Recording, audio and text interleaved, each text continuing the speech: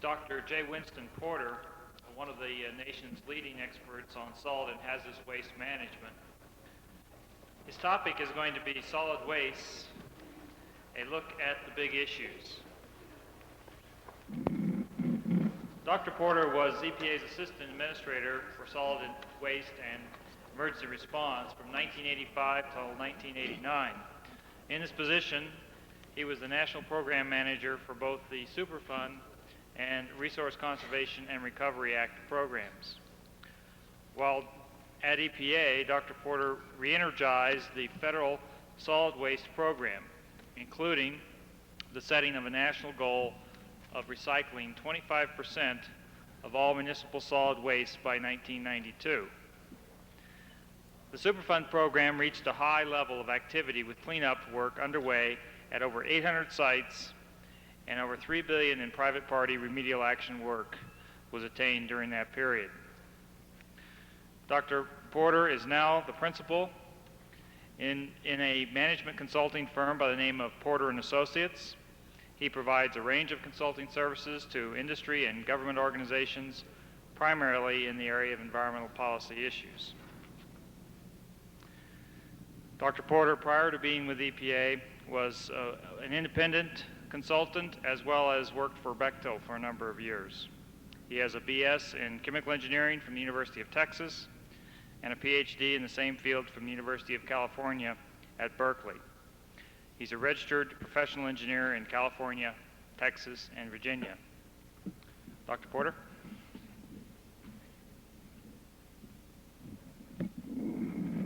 Thank you very much, Bob. Can you hear me okay? Is this about right as far as loudness? Okay. It's a real pleasure to be here today. I always enjoy coming to Colorado. I have a daughter at Boulder, so that's nice to be able to visit her. But in addition, Colorado was one of my favorite states while at EPA. I say that not totally in jest, but dealing with the Rocky Mountain Arsenal and Rocky Flats and all those good places was a lot of laughs.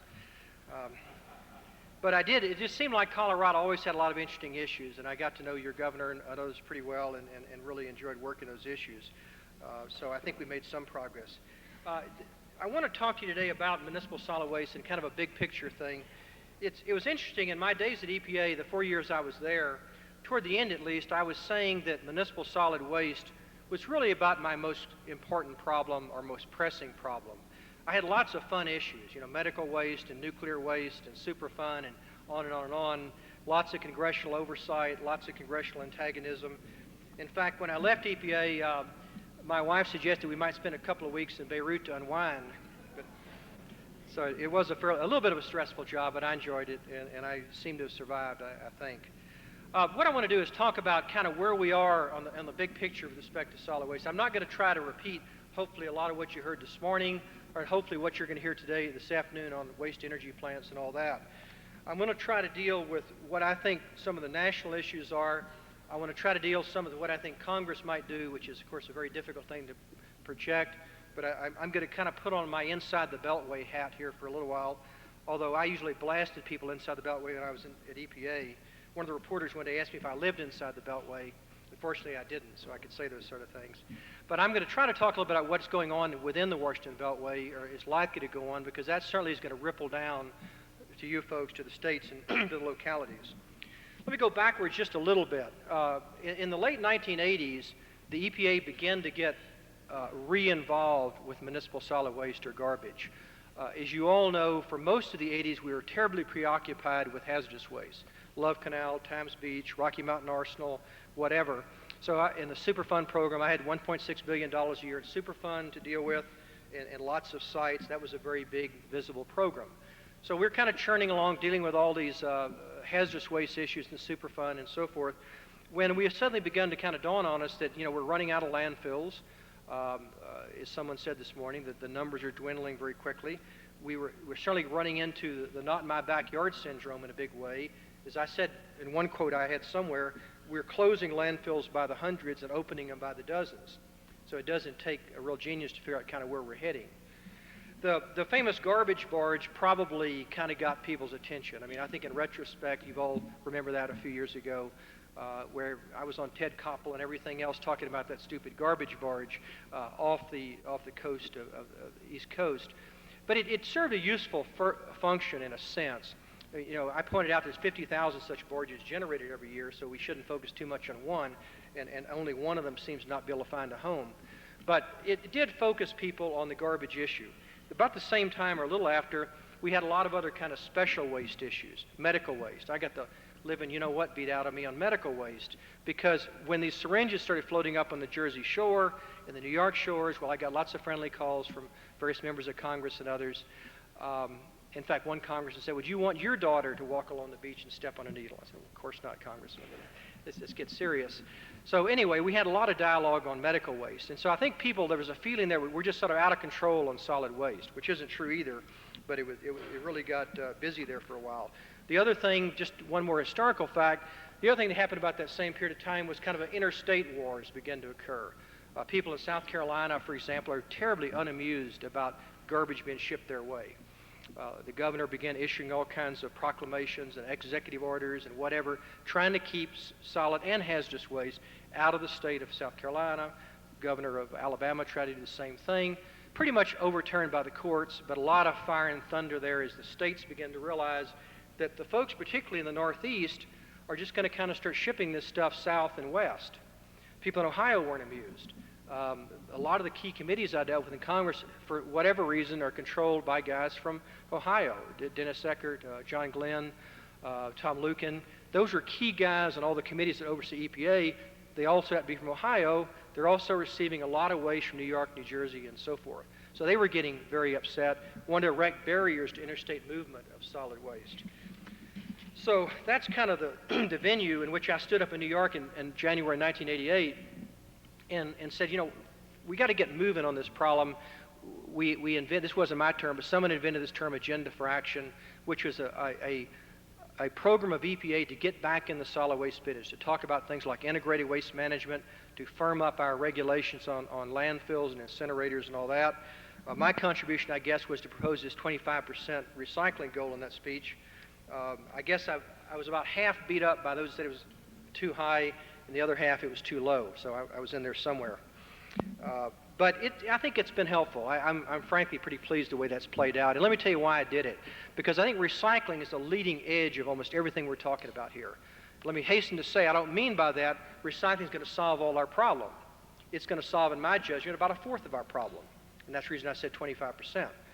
I did it for a couple of reasons. I certainly didn't have scientific evidence that we could get exactly to 25% in 4 years. We were at about 10% then. But when I could begin to see, frankly, where various people, very common being a good example, we're talking about 90% recycling. We were having these crazy discussions around the country of people talking about, why don't we just recycle all of New York's garbage? So among other reasons, I wanted to get the debate in a more rational area that we might even really be able to reach. I also tried to make it clear, and I continue to try to make it clear, I didn't mean every hamlet and town and state had to be precisely 25%. That's one reason I was frankly so much against this recent EPA proposal, which said you've got to separate 25% from every incinerator or 25% from every landfill. That's way too rigid in my judgment. If you're a city manager or a county board of supervisors or a mayor or a governor, you don't need those kind of constraints. You need some big picture goals, and then you need to go after them in your own way. Because recycling paper, for example, in Arizona is a whole lot different than recycling paper, for example, in Wisconsin. And then there's everything in between. So that 25% was meant to head us in some kind of a rational direction on recycling. I don't think that's the end of it. If we can get beyond it, that's great. There are a few places that have got beyond it. Although I would urge you, when you see these heroic numbers on recycling, that you look at them pretty carefully. The city of Seattle's done an excellent job on recycling. They had a nice story in the Wall Street Journal a few months ago about, that Seattle had reached 37% recycling and therefore wasn't the old 25% kind of moot. Well, I was kind of morose when I saw this. God, they found me out or something, and maybe I was wrong and all that.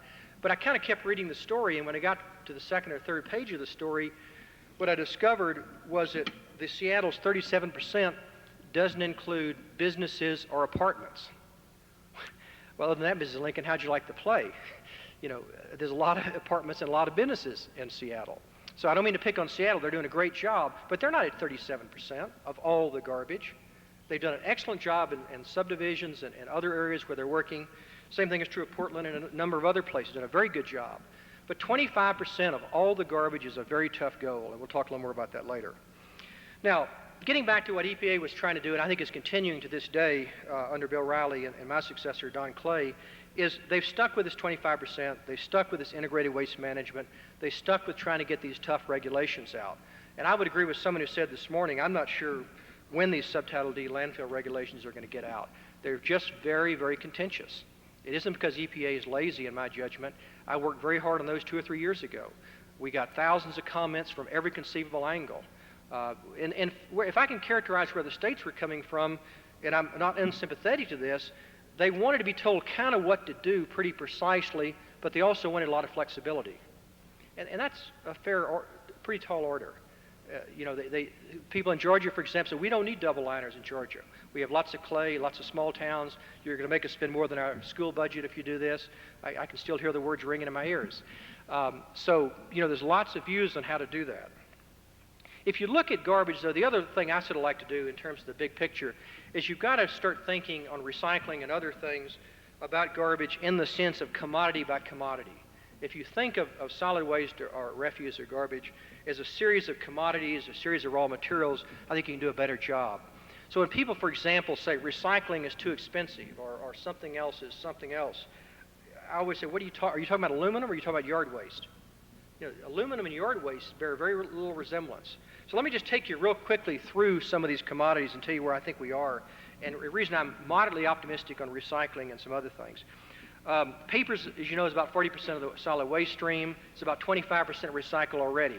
One of the biggest exports in New York Harbor is waste paper. The American Paper Institute has instituted a goal of trying to reach 40% of all waste paper being recycled by 1995.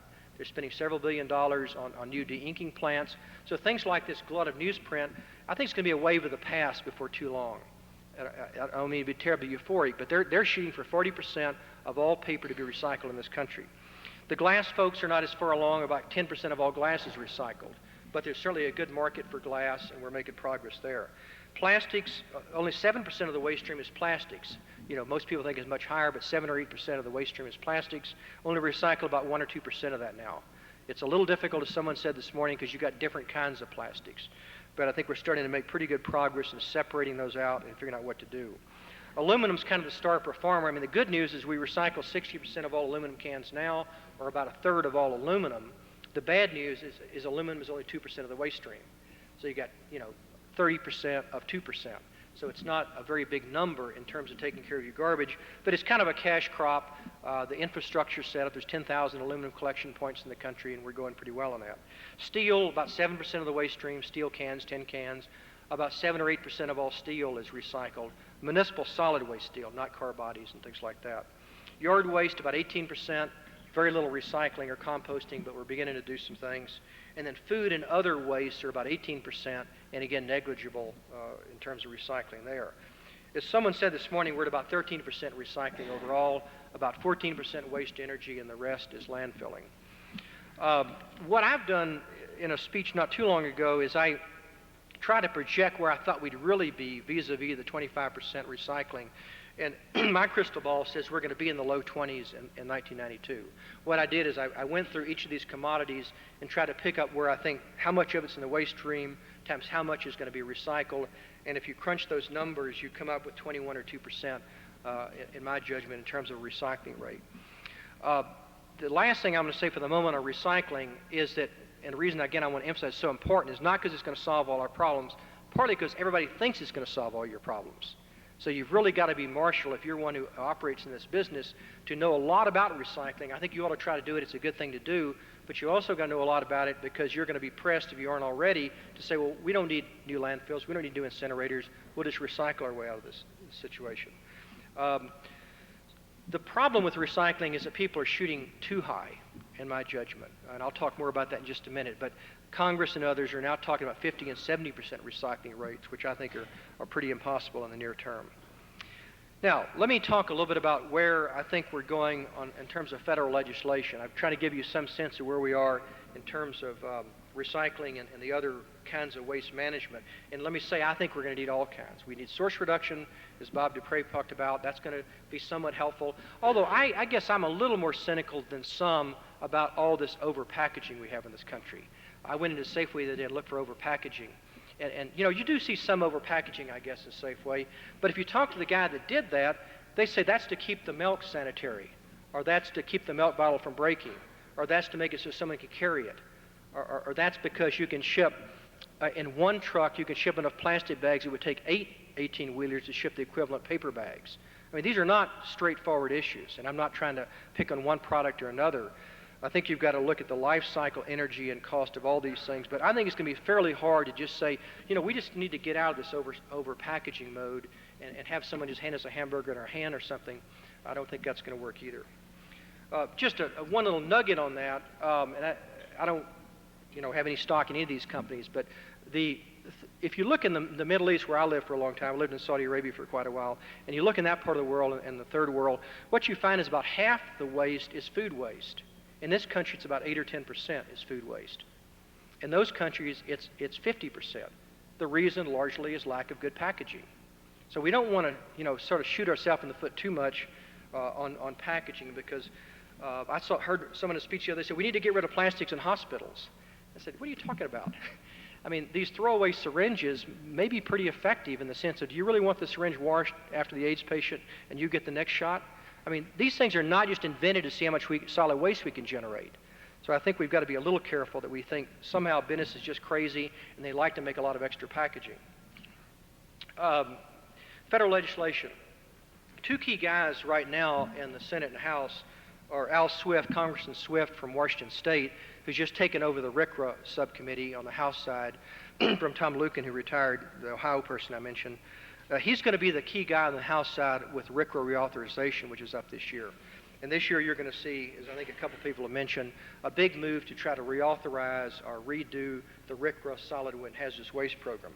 My personal view is it's going to take a while, but they're certainly going to start. On the Senate side, Max Baucus from Montana, Senator Baucus, he is the relevant subcommittee on the Senate side. So those two folks will undoubtedly draft legislation, and some has already been drafted and will be presented. Let me mention some of the things I think will be in that legislation, because I think what you've got to do in this day and time is you've got to act like things are going to happen to sometimes and kind of move in that direction, even if they never happen or they almost never happen. And I'll talk more about that with respect to landfill regs later. First off, the Congress is certainly going to try to see the old 25%, and since that's good, well, at least 2 or 3 times that must be 2 or 3 times as good. So you've already seen numbers popping up of 40 and 50% recycling by national law. I think that's really crazy, frankly. You know, I think the amount of money we would have to spend in the near term, I'm not saying that over some period of time as markets develop and so forth, we can't recycle quite a bit more. But when you recycle, you know, you not only got to do these subdivisions we talked about, you've got to do Yankee Stadium and Mile High Stadium and Stapleton Airport and everything else, which gets pretty difficult. You're also going to see a lot of debate on recycling content, you know, definitions, which are critically important. What do you mean by recycling? What is the recycled content? In other words, you're going to hear a lot is post-consumer content. You know, it isn't good enough just to recycle something and use waste paper if that waste paper hasn't sort of gone past a consumer. So I don't mean to get too technical on that, but that's a very important issue. And California has dealt with that some in terms of its recycling for newspapers.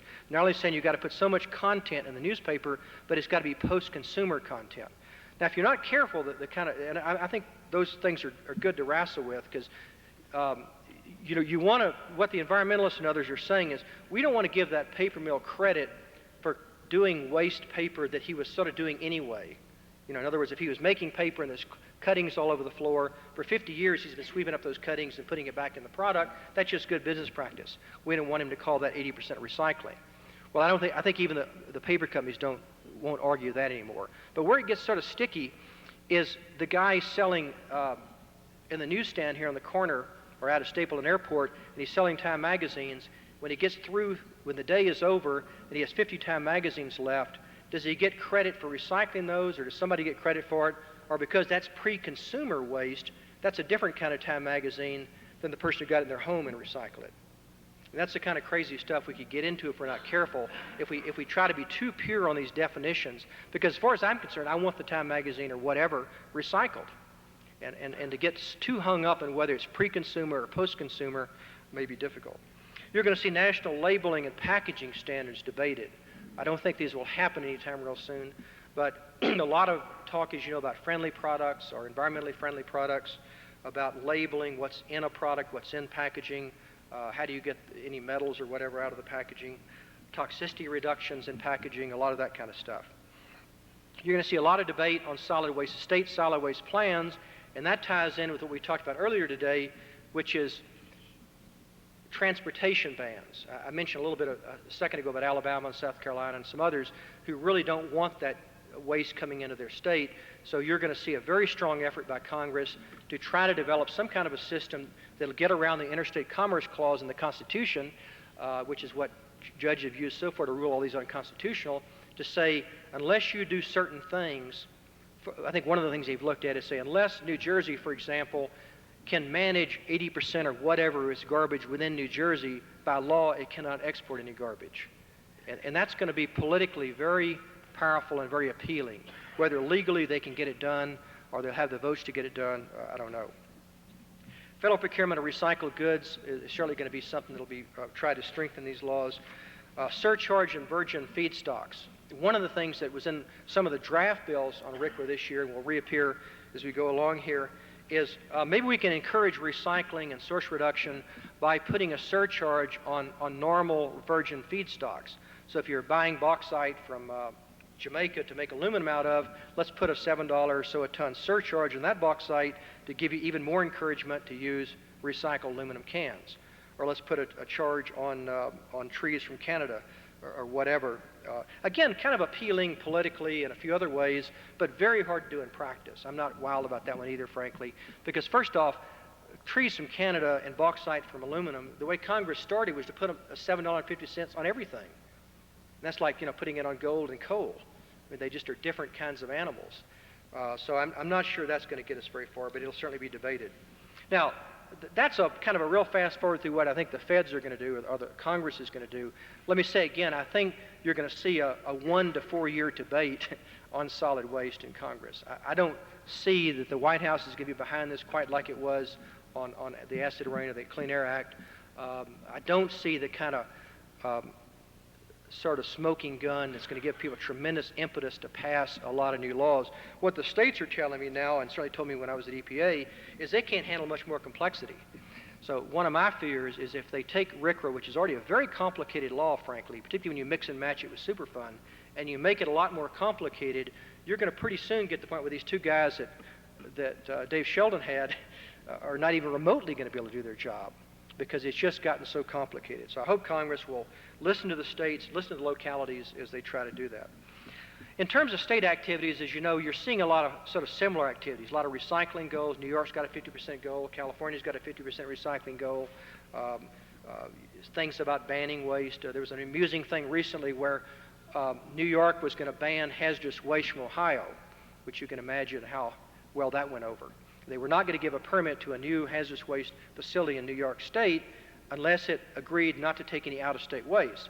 When the Ohio people heard about this, they went mildly hypersonic, because here they are taking all this garbage from New York State and being told they couldn't send a pittance worth of waste back to New York State. So again, a manifestation of that kind of thing.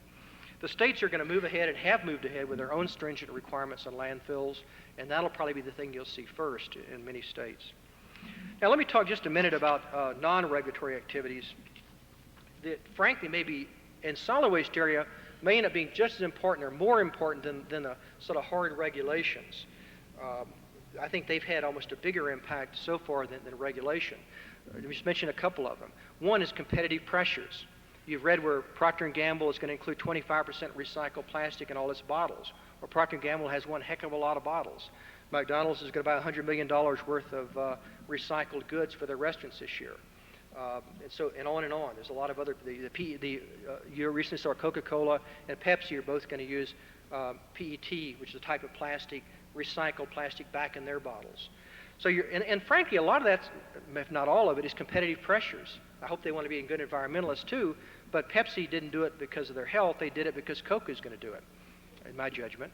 And so there's a lot of competitive pressure which may drive some of this stuff almost faster than regulation. I think you're going to certainly continue to see the not in my backyard syndrome. If anything, it'll probably get worse, and that's going to make things increasingly difficult. You're going to see an increasing criticism of the so-called throwaway society. I'm not as big on that as some people. I think it's a little bit of a red herring, but certainly the perception is that we're in a throwaway society. We have to somehow stop doing this. Lots of pressure for increased levels of recycling, as I mentioned, and local and state bans on some products. There's already been a little bit of this. Portland banned polystyrene. The city of Portland banned polystyrene foam, which is the stuff the hamburgers used to be packaged in at McDonald's. Now, let me close with a few implications and suggestions of all this, and maybe we can take some questions. First off, there aren't any easy, in my judgment, there aren't many easy fixes. There's no stroke of genius the federal government or anybody can come up with that's going to solve this problem. Solid waste management has gotten very expensive.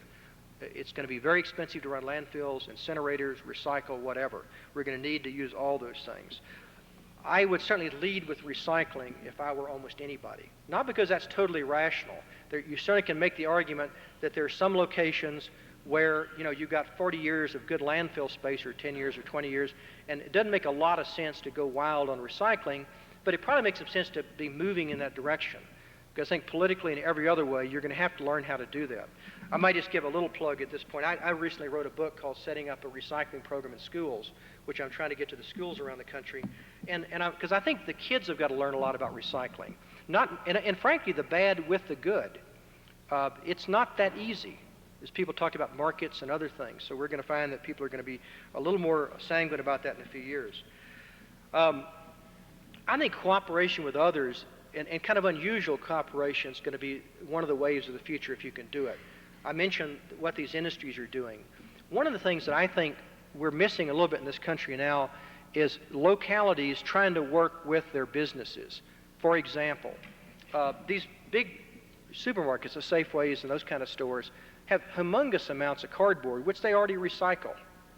It seems to me that cities could do more to glom onto that, or try to glom onto that, and say, I know if we pay you or you pay us, but since you're already handling all this cardboard and you have your ways to deal with it, maybe we could somehow work together on that.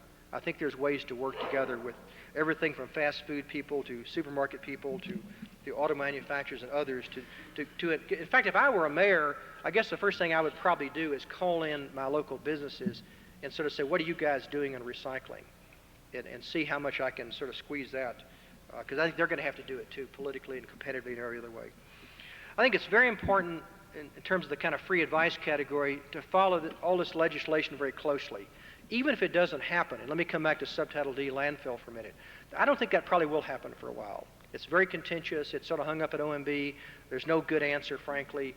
But that's the bad news. The good news is probably you sort of know. Ed gave you a good run through this morning. What's going to sort of be in it if it ever does hit the light of day? I mean, I wouldn't be out there building a landfill without a composite liner, probably, unless I had a lot of confidence in something.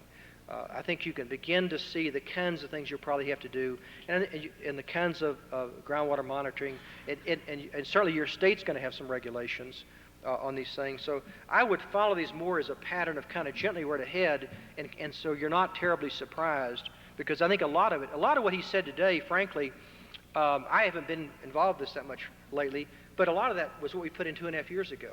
Some of it, there have been some radical changes, no question. He made that point. But a lot of it hasn't changed. I think the last thing I would mention in terms of kind of how you're going to have to deal with this problem in the future, probably the biggest issue to me is one of education of the public. And I realize everybody in this room is not in the education business, but you may need to be. Because I think the public has lots and lots of misconceptions about solid waste. The other night they did on Connie Chung, this fellow Rathje from Arizona that was on one of these tapes, who digs up the old landfills. They had a program about him on Connie Chung's short-lived Saturday night program. And in that program, they stopped a bunch of people on the street somewhere and said, what do you think is the biggest component of garbage? Just, people walking down the street. 19 out of 20 said plastics. Plastics is about the 5th biggest thing in garbage. Paper is 6 times as much as plastics. But they've been hit over and over again with styrofoam is terrible, this, that, and the other. And so the perception out there, and I don't mean this is good, bad, or indifferent, it's just interesting. People don't know as much about this as they need to. They certainly need to be educated in the sense we have to have some facilities. They need to be educated, in my judgment, in the sense that we are not going to recycle 95% of our garbage. And that's one reason why, again, I'm pushing recycling quite a bit. I want to kind of, as the pilots would say, kind of push that envelope. I want to see what we can do. I think it's 25 or 30%, maybe 35 or 40 in some areas. I don't know, but we're not going to know till various jurisdictions push to the point they reasonably can go, and not to the point where they waste a lot of money or they have no markets or whatever. And I think there's going to be kind of an upper limit for the next 10 or 15 years, which I guess is at about the 1/3 range. So I think it's going to be very important to educate folks and have as much interaction as you can in terms of where things are really going to happen. So anyway, that's kind of a fast forward through a lot of subjects, and maybe what we could do now is take a few questions, and I'm going to also be around in the cocktail hour if you want to buttonhole me. But does anybody have any answers or questions or comments or whatever? Yes, sir. As far as the markets, the projection on what they'd like to have recycled, what's the feasibility or the probability that there'll actually be a market for that amount of recycling? And how long do you think it will take for industry and technology to catch up with that supply? Yeah. Well, you know, not to keep plugging this little book, but in this little book to the schools, one of the things I spend a lot of time on is how do you assess the market? And this is to school kids, so I try not to get too complicated. But, you know, you've got to look for markets. If you're selling shoes in this country, you don't have anyone guarantee you a market. You know, you've got to get out there and scramble a bit. And so the Conference of Mayors is a client of mine. I told the mayors one day, I said, you know, no one's going to guarantee you a market. They kept saying to me when you're at EPA, well, you got to guarantee us a market. What do you mean guarantee you a market? You know, I can't guarantee you a market in shoes. But what I think you've got to do is you've got to, let's say, you've got to get specific. You've got to say, in my locality, I want to recycle aluminum. Well, as I say, there's 10,000 aluminum drop-off points. So you call Alcoa, and you call Reynolds, or you call your local people, and you get a sense of what's going on. You may get some help even. You come to paper, you've got to get to your Yellow Pages and other places. Say, who buys paper around here? You may want to talk to some people that are already recycling paper. You may find, depending on your location, it is pretty tough for a while. I certainly don't think you should beat your head against a brick wall if there's absolutely no market. There's no point in collecting it and not doing anything with it. But I think what you've got to do, you've got to take it commodity by commodity, get to your Yellow Pages literally, call some of the national trade groups. There's big 800 numbers in Washington now for all these groups. There's a Steel Can Recycling Institute with an 800 number. You call that 800 number and you say, I'm in Pocatello, and how do I recycle 10 cans of Pocatello? I think what they'll do is they'll at least give you the nearest contact or something. You call the Glass Packaging Institute in Washington. They've got an 800 number. Or the plastics folks, and on and on. So you can work it at kind of both levels. Basically what it's going to take, though, and I realize this is hard for groups that don't have significant budgets, is you've got to kind of get out there and look for these markets. They're not going to just hit you in the face. My sense is that in most areas, except for newsprint right now, that the markets are kind of available. Transportation and collection is a big deal, and you've got to work on that. Somebody have back here? Yes, ma'am. Your booklet on recycling in the schools, where's that available? Glad you asked. I'll give you an 800 number. Since I'm mentioning 800 numbers, you can order this from the following number. I don't make anything off this, by the way, so let me do a disclaimer if anybody's worried about me getting rich on this. There's a toll-free number in Chicago, 1-800-627-7646. 627-7646. If you call that number, they'll give you the bad news. It's not too expensive. It's entitled Setting Up a Solid Waste Recycling Program in Schools. And by the way, just one little comment on this, because since I've done this, it's kind of interesting. I've now been approached by like a hospital group saying, well, could you do one for hospitals? And you know, so the point I'm making is this, that to deal with garbage, we've always thought of it as kind of a tail end. You know, the stuff comes there, we pay a tipping fee, we dump it. Now we're having to move upstream and say managing garbage in a hospital is not the same as managing garbage, I mean some commonality obviously, but not the same as managing garbage in a school or the airport or whatever. In the hospital, for example, you've got to be careful you don't get it mixed up with infectious waste and a lot of other things. So I think what we're doing is we're moving further and further upstream, and we've got to sort of grab onto things where we can while they're still fairly pure. Because once these things are mixed in with everything else, they in fact are garbage. It's a good definition of garbage. Whereas if you can grab the aluminum can or whatever, or as Bob Dupre said, if you can get this high-grade office paper, it's a pretty good market in that. But there's not much of a market once it's in the garbage can. It's got to be kept as high-grade office paper. Yes, sir. We hear a lot, particularly out here, a lot of legislation is written, particularly in the East Coast, West Coast. There's nothing in between. In your opinion, how much that is true, and you really do pay attention to the needs of the West? Well, I think that's at least partially true. I mean, you know, in Congress, who's on those committees is crucial. And like when I got there in '85, I was appointed in '85, the Senate Environment and Public Works Committee was kind of dominated by an interesting mix of Northeast people and Western states, and still is to some extent. Senator Simpson from Wyoming and others had pretty good representation from the West on that committee. Well, those people look at the world a little bit differently than someone from Louisiana or Texas or wherever. Certainly the most critical places in terms of garbage right now tend to be the Northeast, maybe to some extent California and a couple of other places. So you do see a lot of that in New Jersey, New York, Massachusetts sort of push on this stuff. On the other hand, Tim Wirth has been very active, and Tim Wirth's got all kinds of deals to promote markets and to subsidize things. And none of this I agree with, frankly, but it's interesting. He's very active in terms of trying to figure out how to stimulate, and I don't mean to be so flippant, some of it's kind of actually pretty interesting, but he's been very aggressive on stuff like that. Al Gore from Tennessee is a big player on environmental issues for a number of reasons, I suspect. But, you know, I don't think the West gets forgotten necessarily, but I do think, as I said a couple of minutes ago, it's really important to follow this stuff because, boy, the real people that, I guess my little insider's advice to you from my brief tenure in Washington is the real key people are those little Hill staffers that sit up there writing this stuff. And a lot of those people are fairly young, very bright, never been outside the Beltway in terms of where they work, very strong environmentalists, which is fine, and they write this stuff. And you know, and they're pushed politically a number of ways, but you've got to be sure that your state and your delegation and your businesses or whatever, or your counties, are all in there churning because they can make a big difference. U.S. Conference of Mayors and the National Association of Counties and a lot of others made a big difference in some things when I was there. They just said, we can't implement that. And Congress listens to people like that. Anybody else got a... Yes, ma'am. Do you have any strategy or points between a MRF versus curbside type recycling? She was asking about a material recovery facility, or MRF, which is a place where you take stuff. I mean, for the few of you that probably don't know, I realize this is an expert group, but a place where you take things and sort of you know, mix and match and separate things at a central point versus curbside separation.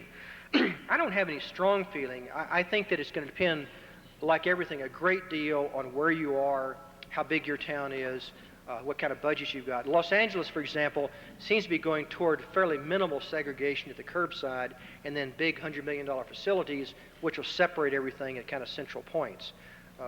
You know, I suspect the waste management companies, I don't want to speak for them, but probably tend to favor that. We'll pick up things and go separate them, although they can do it either way.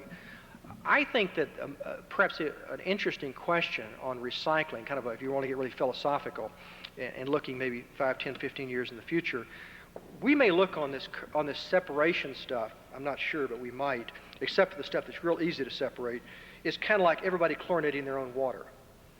I wouldn't be too surprised with my crystal ball that 10 or 15 years from now, we have black boxes that separate things. And maybe they aren't just black boxes in the sense of giant MRFs somewhere. Maybe they're a machine at the back of a McDonald's where all the garbage goes in and the polystyrene goes off and gets crated and the paper goes off and gets crated, or it's something in some other specialized facility that separates things. I think there's lots of room for innovation in those kind of black boxes that to separate things. Because, you know, just an example, I was talking to an aluminum guy one day, and you know, they have a good business and they like to recycle and they actually make money at it and they save a lot of energy and all that. But he said, you know, they would be a lot better off if they could figure out some way to get dry, baled aluminum in the neighborhoods rather than loose, slightly impure, wet aluminum.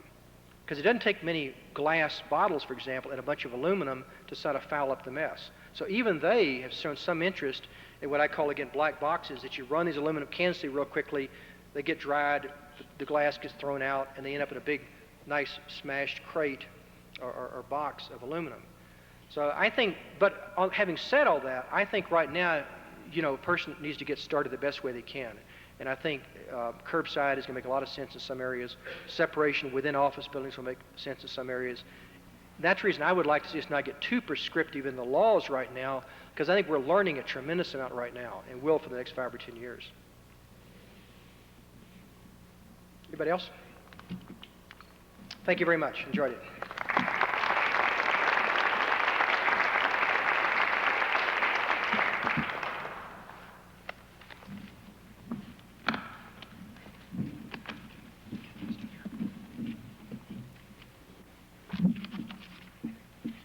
Thank you, Wen. Appreciate it.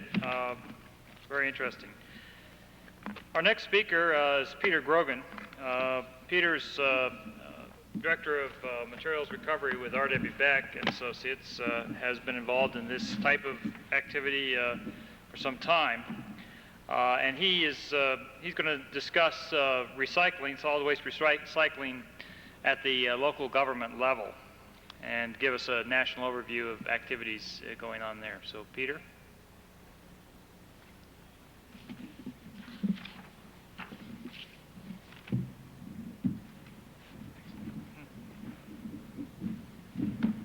Good afternoon. It's nice to be with you in Colorado. I lived in the state for 15 years, so I consider this home. When I attended the University of Colorado, we didn't have a winning football season, so it's good to see some things have changed. What I'd like to do this afternoon is give you somewhat of an overview as to what's happening, solid waste recycling around the country, and also, like Dr. Porter, focus to some degree on what I think is coming and what I also think that means for you all at the local governmental planning level.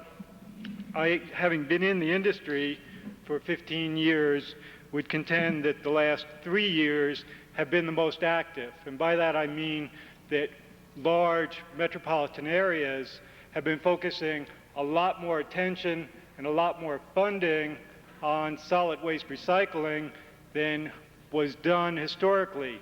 Variety of reasons for that. One, obviously, the problems that we're facing in solid waste management and the cost, but also we're in somewhat of a snowball effect. And by that I mean we have seen large cities develop successful programs, demonstrate that the public will recycle, demonstrate that the markets do exist, and demonstrate, most importantly, that you have an opportunity to bring your total solid waste management system cost down via effective recycling programs. So I'd like to start by running you through a few slides and then talking about what's yet to come for local government in the area of recycling. This is what you look like in 1991 with your recyclables in your home for one person. Family of four for 1991. Again, just the recyclable portion of your stream. And that's what it looks like for a breakout as far as the NSWMA is telling us in some of their latest figures. It tells us on holiday you'll generate more solid waste than you do at home. It tells us if you're unfortunate enough to spend a day in a hospital, you'll generate a rather significant amount of solid waste. These numbers tell us that as a nation we're going to be somewhere in the 160 million ton per day. They tell us a resident in New York City generates more per capita than residents of other major cities in the world. So many of you at local government feel a little like this person as to how we're going to manage this solid waste, how we're going to solve the problem. Historically, we have managed solid waste in this country by disposing of materials and resources in landfills, and that is still the method of choice. You all, at the hands-on level, are quite familiar with the problems, including groundwater contamination, the cost, the fact that in many areas our urban landfills have become full, and we're having to ship the waste further and further distances, as Dr. Porter had noted, and I think you will see in 1991 and 1992 New York City metropolitan area waste being disposed of in Utah. We're seeing Subtitle D regulations that are going to continue to drive up the cost of landfilling, as has been discussed this morning. And the economics are rather simple. Less land, more people, more solid waste. And the solid waste stream, in addition to growing because of population growth, grows on its own. So many states have come to what we call integrated solid waste management thinking. This is the graph for the state of California, quite similar to many other states where recycling, composting, waste reduction activity are going to play a role in how they design for the future, California having a 50% solid waste reduction goal. Fortunately, that slide seems to be stuck. Eric, can you give it a friendly push? Thank you. I contend that the history of recycling in this country is something that was primarily at the residential level handled by good volunteer organizations that didn't have the people power and the financial wherewithal nor the desire to significantly manage a portion of the solid waste stream. And up till 7 or 8 years ago, I think this was the primary technique that was used for managing solid waste.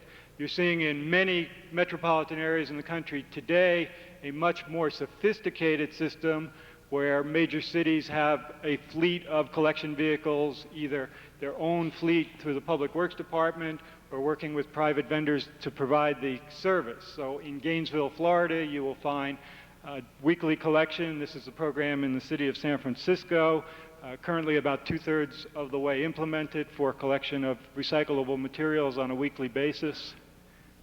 Fortunately, that slide stuck again. And the point I'd like to make here, this is the City of Seattle program that Dr. Porter referenced a moment ago, one of the most effective programs in the country.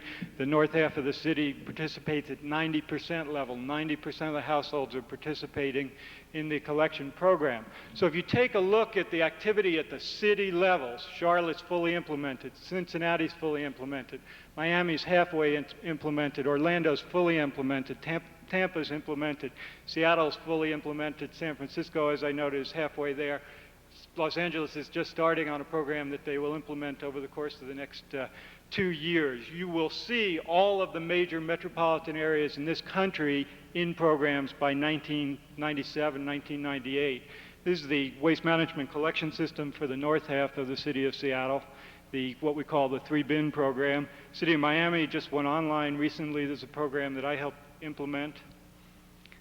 I want to spend a moment on the material recovery facility question. This is the material recovery facility for Orange County, Florida, the greater Orlando area. I'm going to spend a couple of moments inside this facility and then show you a couple of additional facilities. The point here is that material recovery facilities are the infrastructure for providing the processing services for the materials that are collected.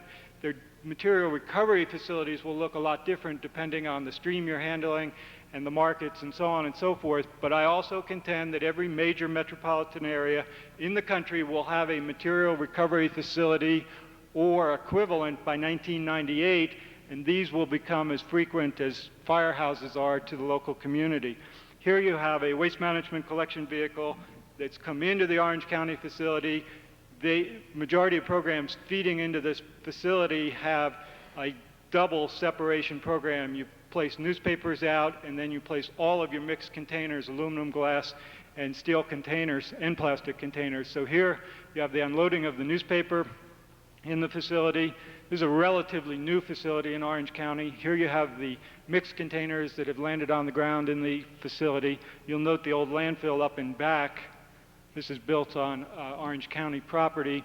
Here we have, and this is an important point for Colorado, this doesn't look like a very dramatic slide, but this is a drop-off box that's out in the rural community to provide recycling drop-off services, and that material is then brought into the facility that is primarily designed to handle the materials from the residential collection program. The point here is once you've invested your capital in this facility, you can reach out to the rural communities that historically you could not. Point being, in Colorado, you will have Western Slope recycling programs that will feed into these type of facilities. A close-up of the material mix. And here you see the materials riding up the conveyor belt, some inspecting for quality control. There's a slant. Some of these materials are very heavy labor orientation. Some are more state-of-the-art in robot approach, a more automated approach. Both approaches are working. In one approach, you will spend more on equipment and hardware, and one, in this particular case, you will spend more on labor. I think this is an excellent facility. I think a number of the automated facilities are excellent facilities. Here you have the picking belt, primarily human labor, picking individual materials off the belt. Again, the newspaper has been kept separate. Here you have a shot of the picking belt from behind it.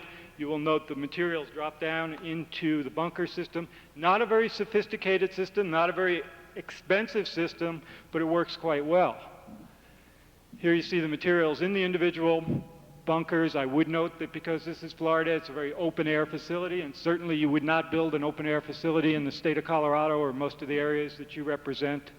here today. Here's a Bobcat coming in, pushing the materials onto the conveyor belt. Again, they've already been quality controlled and sorted by material type. And here you have the materials riding up the conveyor system, and the end product being a bale, in this case a bale of newspaper. So in Orange County, all of the communities in the county have an opportunity to work with the county and with Waste Management. Typically, you'll see the material recovery facility contract with the municipality or the county government for a 5-year period. These are the glass containers. Again, we're able to store them outside because, or I should say Waste Management's able to store them outside. Here's the residue. Less than 1% of what goes in this facility comes out at the back door as residue. I think that's quite impressive. Some of the glass that may be too small, some of the materials that aren't recoverable in the geographical region. So this is the trash container at the back end, and a close-up of some of the materials that are not recoverable at this facility.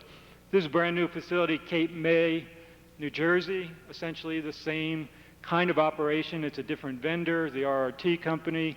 Materials come in mixed, and they engage in the process of sorting the materials out.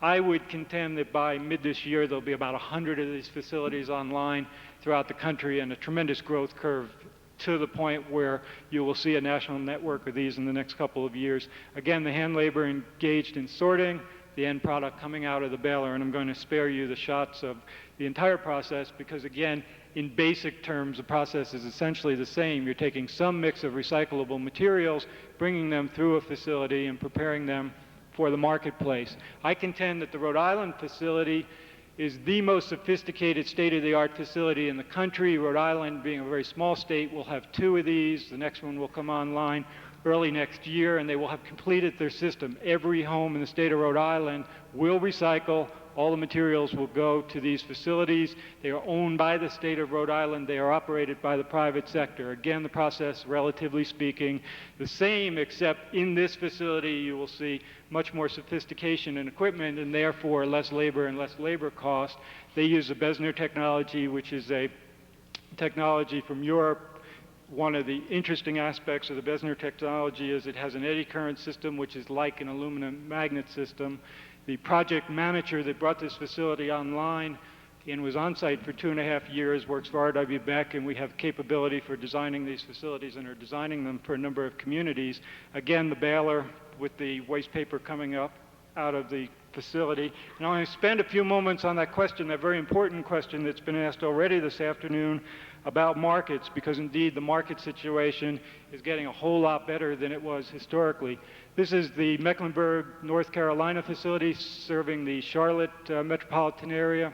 Here you have the collection vehicle coming in from route collections in the city of Charlotte, unloading the materials, and again a very similar process. Here we have the bales of plastics coming out of the system, the bales going into inventory, awaiting a shipment to the end users in the mills.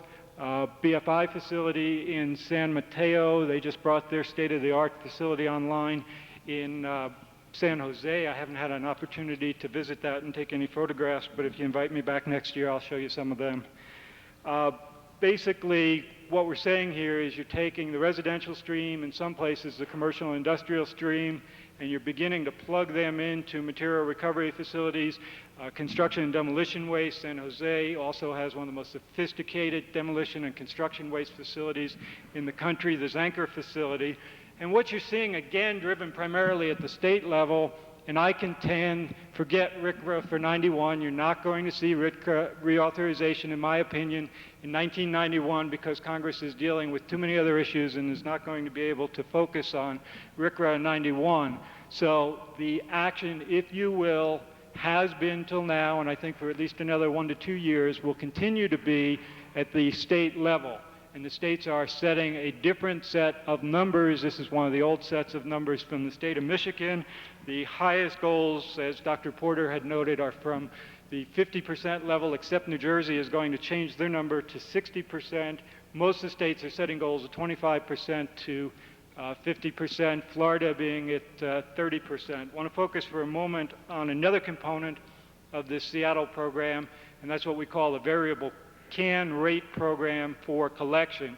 These are the 4 options you would have as a resident of the city of Seattle for the size of your trash container, and you order the size container based on the volume that you anticipate that you're going to generate of solid waste, and then you pay for collection of solid waste depending on the size container you've purchased. So if you'll focus for a moment on the curb alley service, if you purchase a 19-gallon can service, these are the numbers for every 2 months, you will pay $21.40. Now, a 19-gallon can is a rather small can, but I would remind you that in the city of Seattle, you have a separate collection for recyclables, including mixed paper, because Seattle has access to the Pacific Rim markets, and you have collection for compostables separate. So if you get your materials into a 19-gallon can, you're referred to as a super recycler, and there's a financial benefit to you. If, on the other hand, you and your family require 90 gallons, or what's considered a 3-can size, you will pay $63 or more for service. Without question, this is working.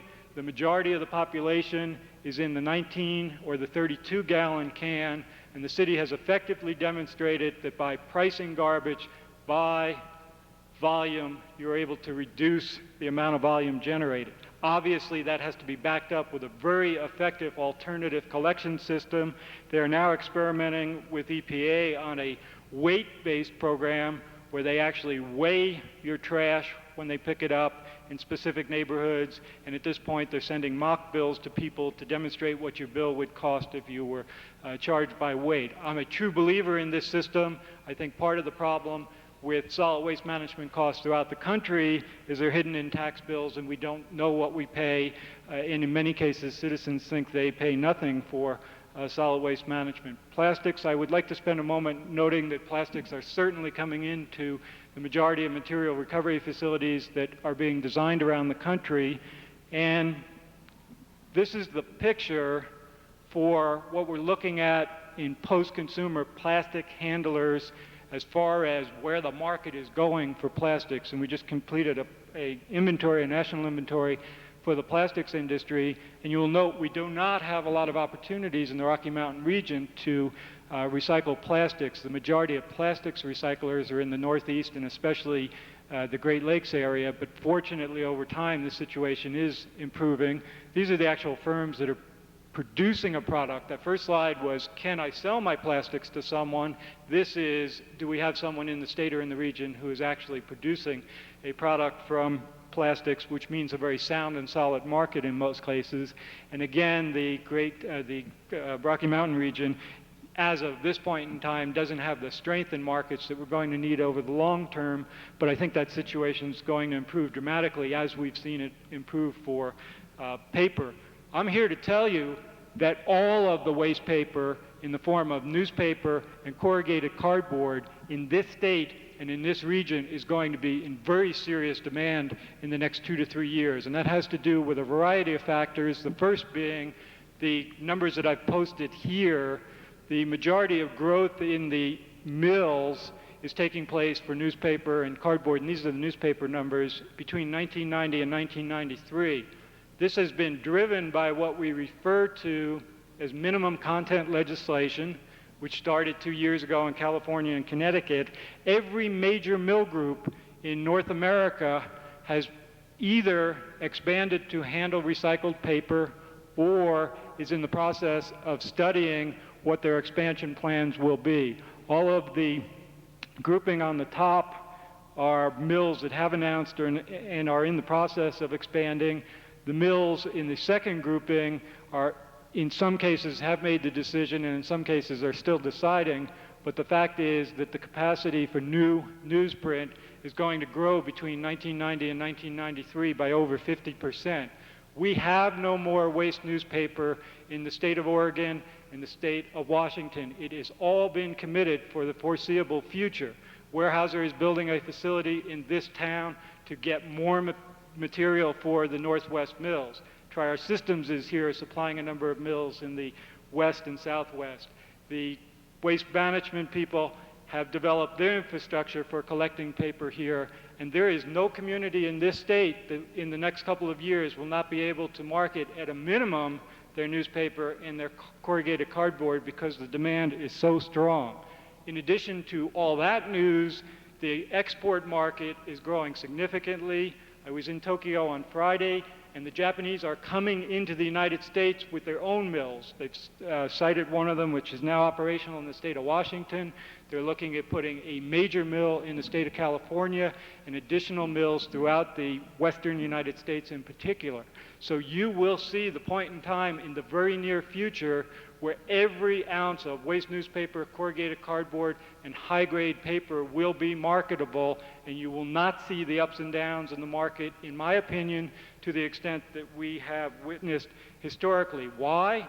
Because we created a glut in the newsprint market with the development of these city programs. The states and cities that were involved in the collection programs were under tremendous pressure to solve the problem. They went back to the mill community and the publishing industry and said, you will produce a product with recycled content, and the mills have responded. Talking to the people at Abitibi-Price just 2 weeks ago, they said they're investing in mill expansion to a degree that they cannot afford to, that they never expected to, but if they don't, they will not sell paper to mills in the United States. So this is a dramatic activity that is less than 2 years old and is going to fully play out throughout this decade beyond newspaper and other grades. And as Dr. Porter referenced, magazines. Magazines historically were not recycled. In the next 2 years, you will see 1 million tons of magazines recycled in the United States for the first time because of the pressure on the mill community. So to a certain degree, we can begin to worry to a much lesser degree about the marketplace. The marketplace is going to be there to support your programs as it has not been in the past. These are steel cans that have been baled for shipment to the mill community. The steel can industry has gone on record as saying they will buy all of the steel can stock in the United States. So again, if you're developing a program at the local governmental level, get in touch with the steel can industry because they will offer a market. As Dr. Porter noted, the aluminum can industry for many years has developed a very effective program because the economics of aluminum can recycling are excellent. So the problem is now behind us, or about to be behind us, from the perspective of newspaper and corrugated cardboard and steel cans. It's been behind us for many years in aluminum. There are still some bugs in the system in relation to plastics, but we are seeing, again, as Dr. Porter referenced, things moving in the right direction with major users telling us that they are going to make use of products whereby they bring a recycled ketchup bottle or a recycled pop bottle to your doorstep and have new demand. This is all new and exciting activity, and again, I think you need to concern yourself less with markets and more with how you're going to deliver the service to the public.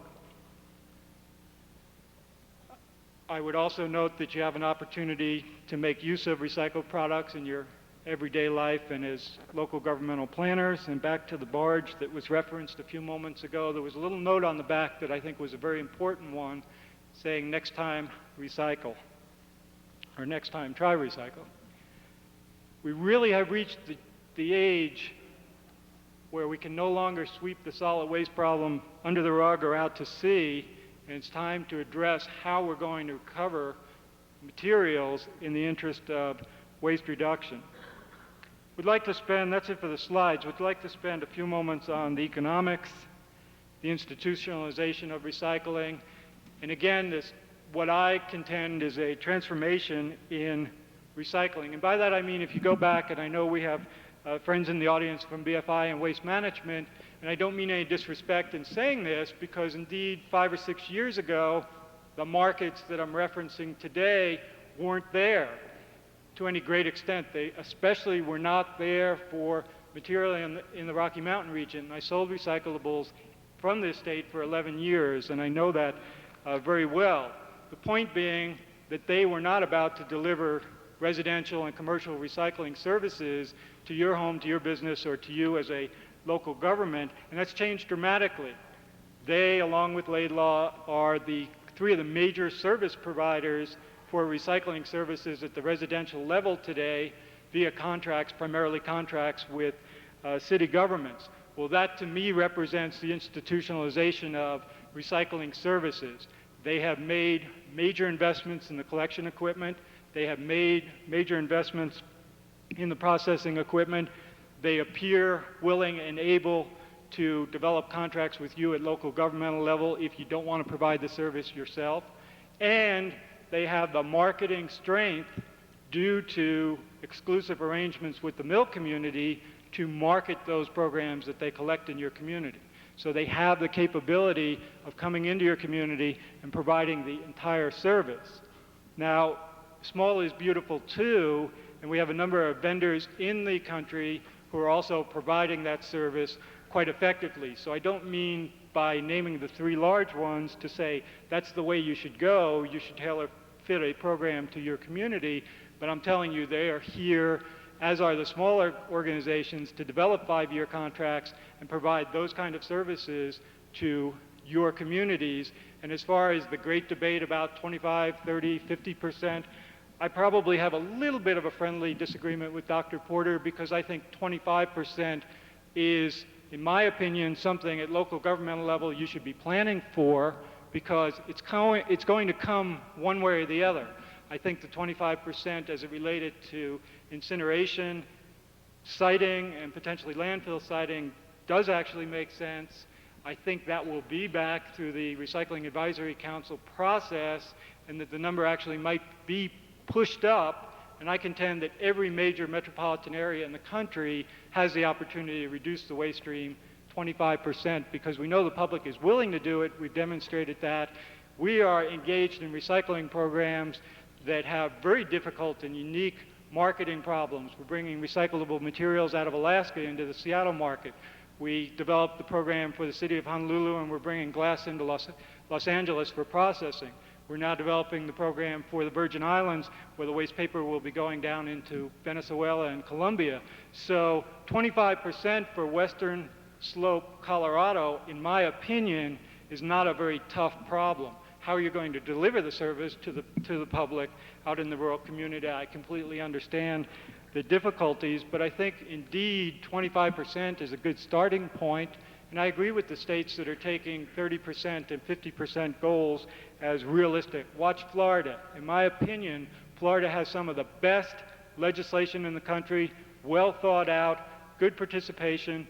Within the last 2 years, they have brought 1 million homes online for collection of recyclable materials, and I will bet you that by 1994, when their goal date comes up, which is 30% waste stream reduction, you will see that they have delivered on that promise. The legislation is to some degree being replicated. Louisiana and North Carolina's legislation looks just like Florida's, except they didn't fund it to the same degree. And I think the funding is an important issue, because as those mandates come down from the state, if you don't provide the state funding, then that's one more burden that's been placed on local government. And while indeed I contend that you can bring your total system cost down, that's not the same as having the ability to go out and buy a fleet of 20 recycling trucks or negotiating a contract to provide collection services for the next 5 years. So the state legislative activity is incredibly exciting at this point, especially because it's driven the market equation, and we have markets and market access that we haven't had historically. And I'll say it again, by 1997 and 1998, every major metropolitan area in this country will be providing these services, and you'll have access to these kind of services in most rural territories. And I go counter to conventional wisdom on the rural community. If we can get a trash truck to your doorstep in the rural community of this state and the surrounding states, there is no reason that we can't get a recycling truck to your doorstep. And we are changing the economics of this picture through things like advanced disposal fees, again used very effectively in the state of Florida. What you're saying with the introduction of advanced disposal fee, using the example of tires, and I would say Oregon and Florida have taken the smartest approach on tires, is the economics of tire recycling do not work on their own. You cannot, as a tire recycling vendor, collect tires from the public, process them in some manner, sell them to the marketplace, and make a living. So what the state of Oregon and the state of Florida has said to their residents is, we're going to change the economics. When you go out on Saturday morning to buy a tire, you're going to give us $1. The dollar is going into the trust fund. The trust fund is going to pay someone to process the tires, and to send the tires off to the marketplace. Oregon has had very effective recovery of tires, and I contend that Florida will within the next 1 to 2 years.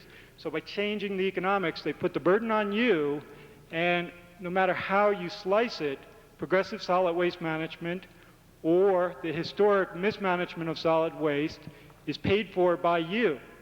You are paying as taxpayers for the Marshall landfill cleanup. They tell you it's going to be done for $4 million. I contend it will take $10 million because someone thought historically we were disposing of waste for $2 a cubic yard in that landfill. You never disposed of waste in that landfill for $2 a cubic yard because you forgot to add the $4 million or the $10 million that you as citizens are now paying. So I think it makes sense with every product that we produce to go ahead and put an advanced disposal fee on it, and that makes you responsible for environmentally sound, cradle-to-grave management of those materials.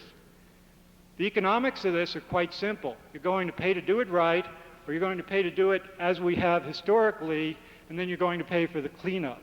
And I think as you watch Florida develop their program, as you watch the new Wisconsin program, as you watch Washington, Oregon is now developing its new legislation, the New York program, the California program, you're going to see some serious solutions, and not to forget our neighbors in Canada, who per capita are now providing more recycling services than any other nation. So I think indeed the time has come that we are bringing to an end in this decade the disposable society, and we're beginning to focus on sound solutions. And I'm not here to tell you that you can recycle the entire stream. I'm here to tell you that I think 25%, 30% is a good starting place. I believe 50%. I believe the Seattle number of 30%.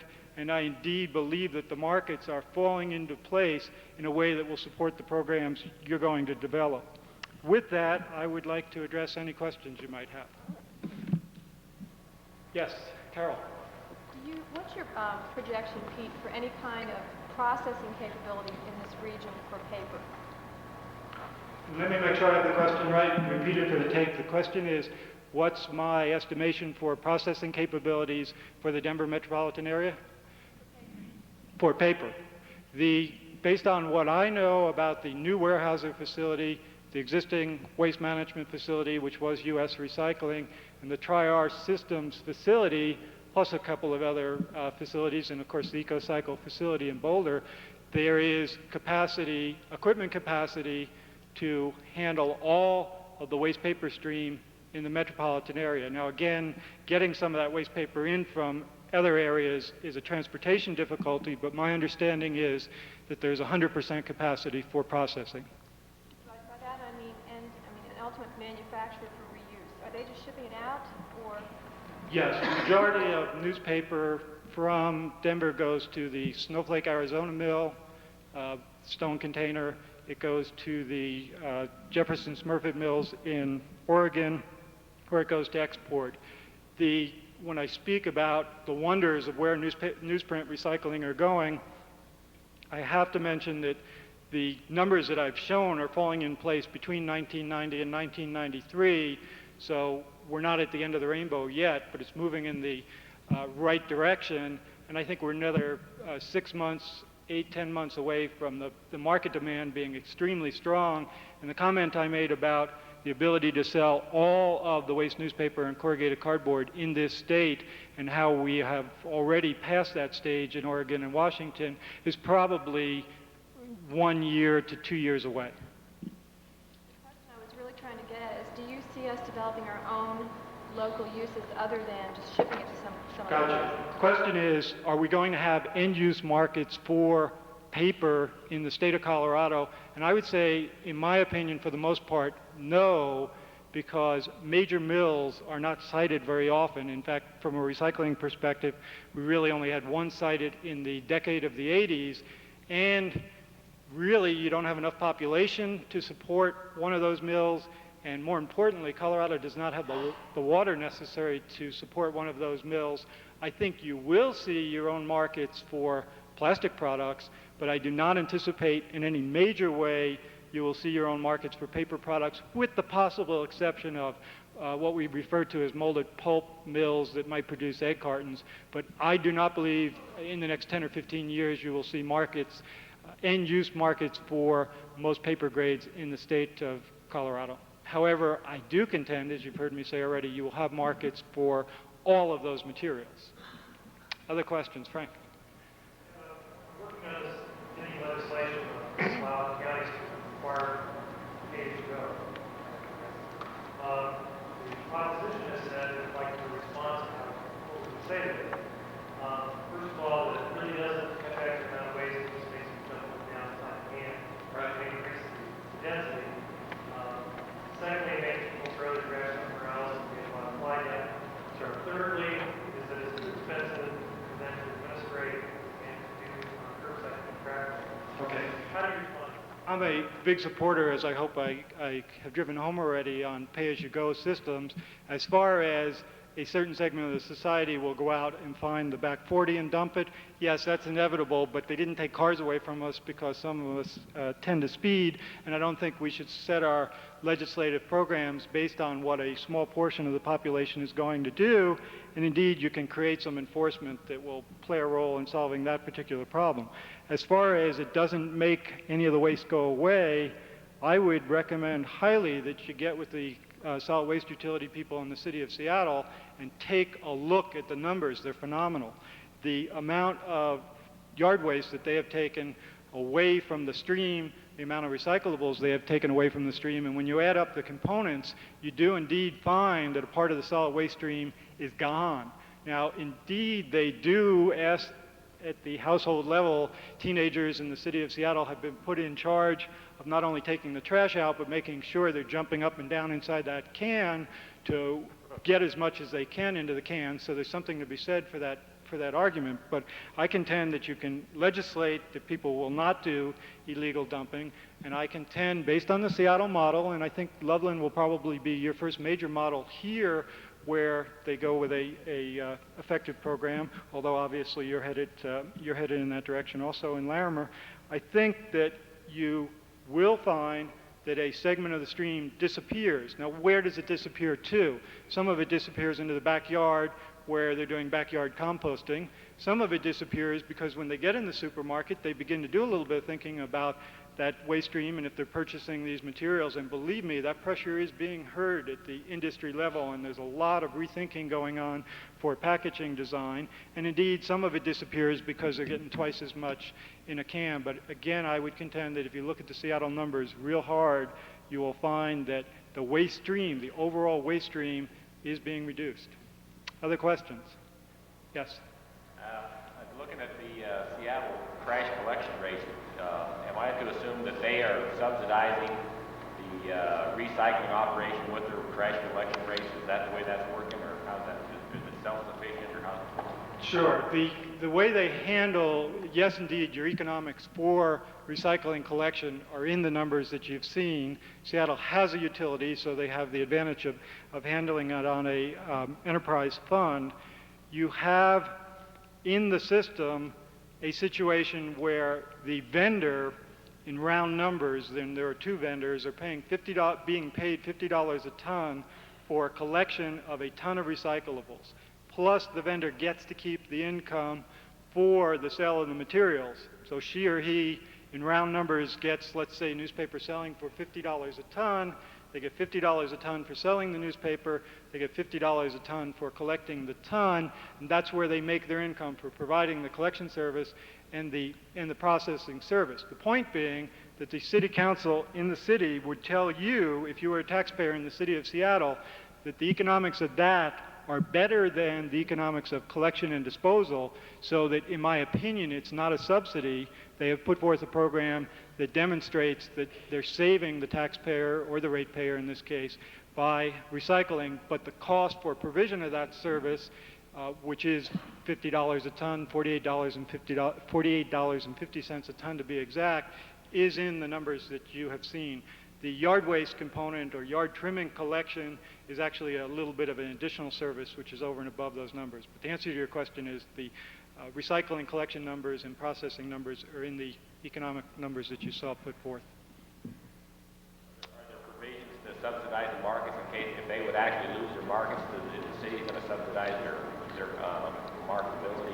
In one of the two agreements, there is a sharing arrangement where if the markets go sour, the vendor can come back and split some of the economics with the city. It goes the other direction. If the economics get real good, the city shares in that. But if the markets absolutely were to bottom out, which is literally an impossibility unless we went into a major recession because the Northwest is so blessed with good markets, the vendor is actually obligated to collect the materials, so the burden would fall on the vendor. Yes? Are higher tipping fees to landfills encouraging recycling? No question about it. In the early stages, I contend that the high tipping fees created this. In other words, with all due respect to Seattle, they had some of the most tremendous landfill Superfund problems in the country. That drove them into some of the progressive activity that I'm referencing. The recycling in the Northeast has certainly been moving along rather quickly because of $150 a ton disposal fees. We somewhat have left that, and by that when I say Cincinnati, Charlotte, San Jose, San Diego, etc., we're now in let's do the right thing. And if Cincinnati, San Jose, Seattle, Mecklenburg County have shown us we can do the right thing, we're not going to quite focus as much on economics and concern for is this the right thing economically, and that's why part of the reason that I contend that every major metropolitan area will have the service, not only because they now think it's the way to go and it's to do the right thing, but the primary vendors are out there offering that service at very competitive rates and competing to bring that service to your community. No one would have brought that service to your community in most places 7 and 8 years ago, and now you put forth a RFP process, and I haven't seen one recently where at least 3 or 4 didn't come to the table, and I've seen in situations like Champaign-Urbana where over 20 firms came forth in Illinois to provide the material recovery facility. You can bet if 20 firms are showing up at your doorstep as a local governmental official to provide that service, you're going to get some good competitive proposals. No other questions? I've addressed the whole ball of wax. Thank you very much.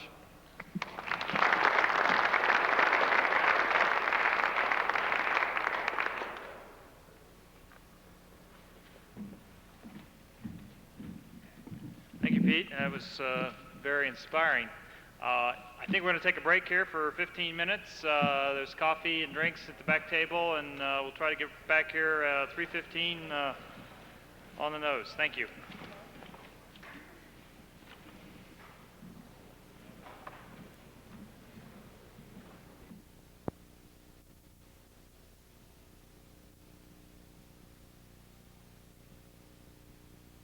Program. Particularly, David Sobers who is chief of the Division of Environmental Planning and Monitoring in Montgomery County, Maryland, is going to talk about some of his responsibilities and experiences in that area. David, you want to start?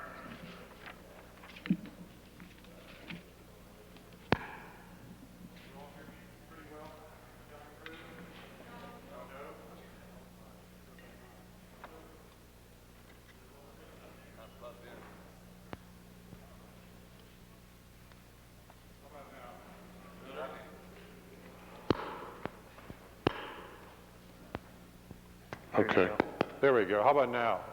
Good, good. As stated, my name is Dave Sobers. I'm with Montgomery County, Maryland, and I've been with Montgomery County for about 2 decades in the environmental business. I cover water resources, solid waste, sludge, hazardous waste response, energy, enforcement, and monitoring programs. So I've had a variety of beneficial experience. And as stated, my charge today is to tell you within an hour's period about Montgomery County's Integrated Solid Waste Management Program, and with a focus, which I'll do at the last end of my talk, on combustion. And what I'd like to do is I'd like to start you with the history of Montgomery County, give you some of its demographics, and then tell you how solid waste management has evolved over the past 2.5 decades in the county, and highlight some of the features, some bad, some good, that we've experienced in Montgomery County, perhaps to prompt later questions and discussion on your part, maybe to offer suggestions to you on things that you could be doing in the future.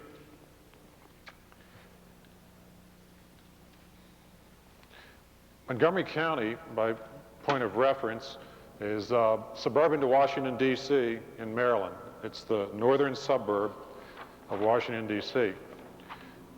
I'll identify what the spots and the lines are in a moment.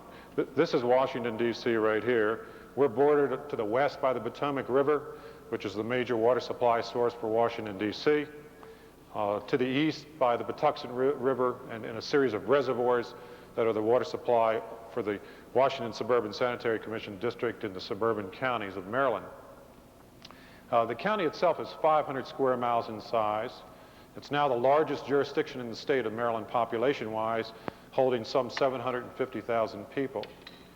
Being suburb to Washington, D.C., we are a well-paid, in terms of average income, jurisdiction. We're very well educated. We're resident to congressmen and women and senators, officials of various organizations, and consequently the challenge of developing and, if you will, selling programs to our population is certainly a great one indeed. Many of the people that we end up talking to know substantially more than we do on a given subject. So we are not allowed to make mistakes and must reinforce our statements with statements of fact and reports.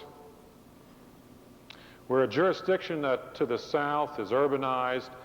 This is a suburban area in through here, and the northern limits of Montgomery County are an agricultural jurisdiction, and of course the prime target for waste management facilities such as landfill and sludge disposal sites. We're a charter form of government. We have, since 1970, had an elected county executive and a 9-member elected county council legislative body, organized much like the federal government. And we have a lot of autonomy as a result of that organization and a lot of local decision-making that we can exercise. In terms of making decisions in the environmental field, there are 4 factors.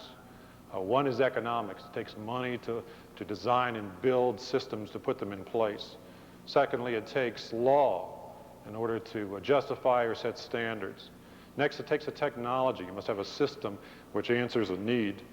And finally, and the most difficult, it takes politics.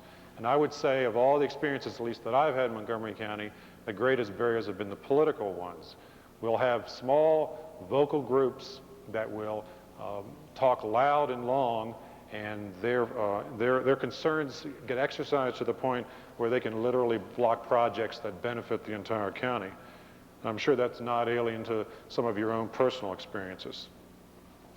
Which reminds me of a test that was done involving attorneys.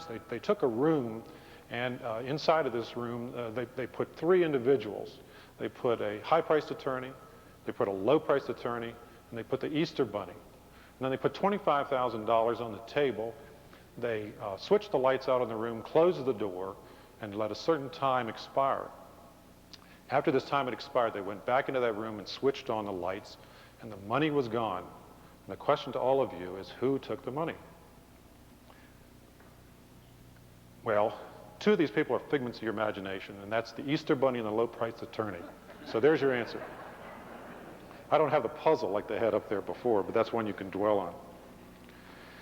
When I told that at one earlier conference, an attorney said that I should not engage in lithoidal fragments ought not to be hurled by tenants of vitreous abodes. And I asked him what that meant, and he said people in glass houses should not throw rocks. And of course, I don't think there are any attorneys. Are there any attorneys present here today? I didn't see any listed. In any event, maybe they're shamed. Some of my best friends are no. In terms of Montgomery County solid waste generation, with our 750,000 person population, we generate a significant amount of trash. Now, what I want to show you here, these are weekly tonnage figures. And what I want to demonstrate to you here, and these are over a 3-year running period, but the variance that you see between summer periods and the winter at this point is largely yard waste. And one of the greatest components, and it's been enunciated at earlier presentations, is yard waste. We have been removing yard waste in a small and a much larger fashion ever since the 1960s, and I'll tell you about that at a later point. To give you an idea, and we've done a fair amount of analysis on the sources of our refuse, this pie chart might help illustrate that, where the residential non-collection district component is here. These wastes here are collected on a competitive private basis. Here we have commercial, and these are various growth activities and operations and institutions like governments. So you can see the majority of the waste is in the residential sector, which we have an opportunity to control because there's a homogeneity there. But there's still a large commercial contingent that I'll talk about later in my presentation that represents one of the greatest challenges in terms of trying to provide recycling.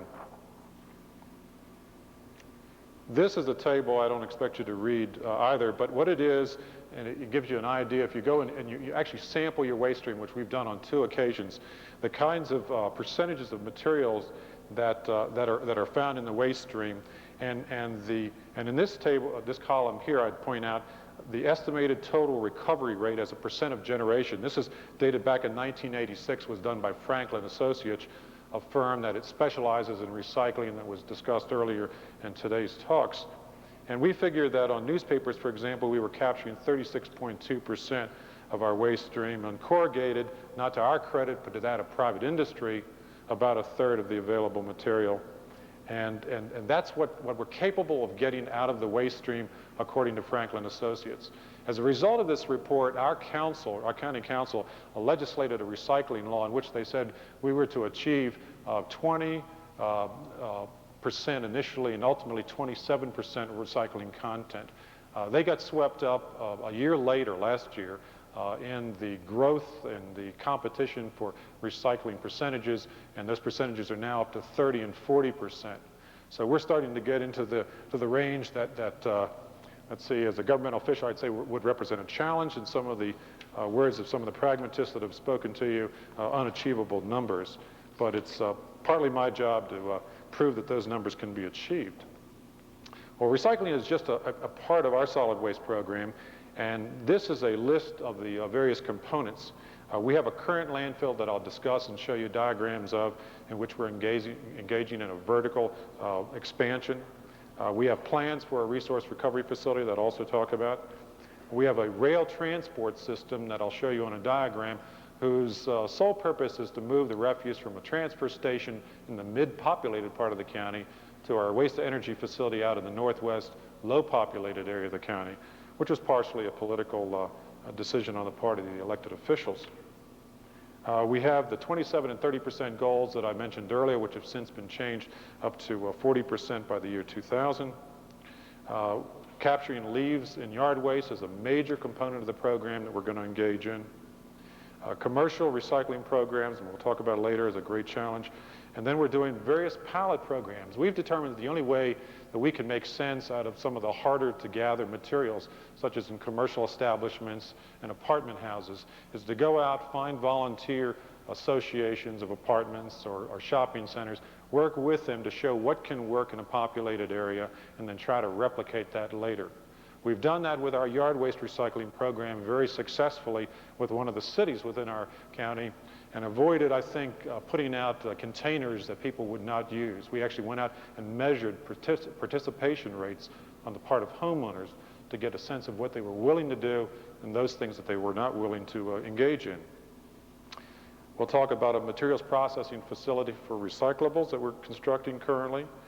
We also have some drop-off centers for those areas of the county where recycling collection doesn't currently make sense. And we have a landfill site search for yet another landfill beyond that which we have located in our county.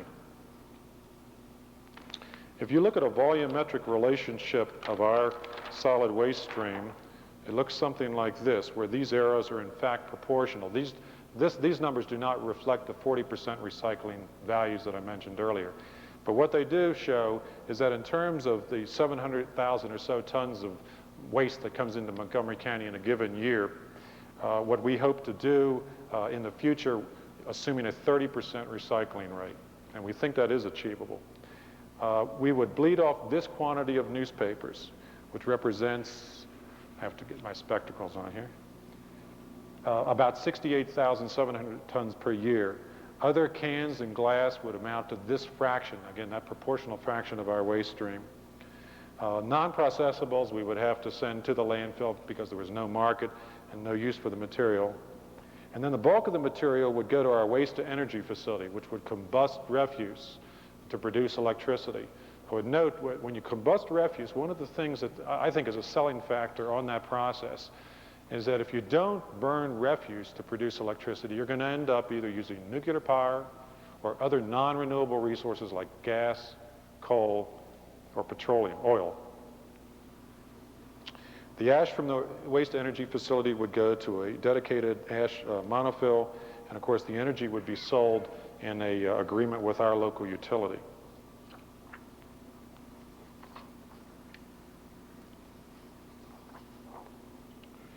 This is a diagram of our current sanitary landfill. We call it the Oak Sanitary Landfill. We look for names that we can attribute to waste management facilities to make them a little bit more appealing. People still call them dumps, and of course we resent that to a certain extent, but be that as it may. We opened this landfill in 1982. There was no liner requirement at the time. The design firm that we retained on that particular contract was Dames and Moore, and the prescription by the state was for an attenuation landfill. That's a landfill where the natural geologic conditions could attenuate the liquids that would permeate the trash, namely the leachate. And what we intended to do was to put a compacted clay base at the base of that landfill. And we did, and we achieved a 6 × 10⁻⁶ material, which you might say is a semi-permeable liner. And on top of that is a passive leachate collection system that gathers at least the majority of liquids, which we collect and then put in the wastewater treatment system for refinement before it's discharged. That landfill is approximately 150 acres in terms of the actual landfill area. The outer boundary is shown here with this heavy black line.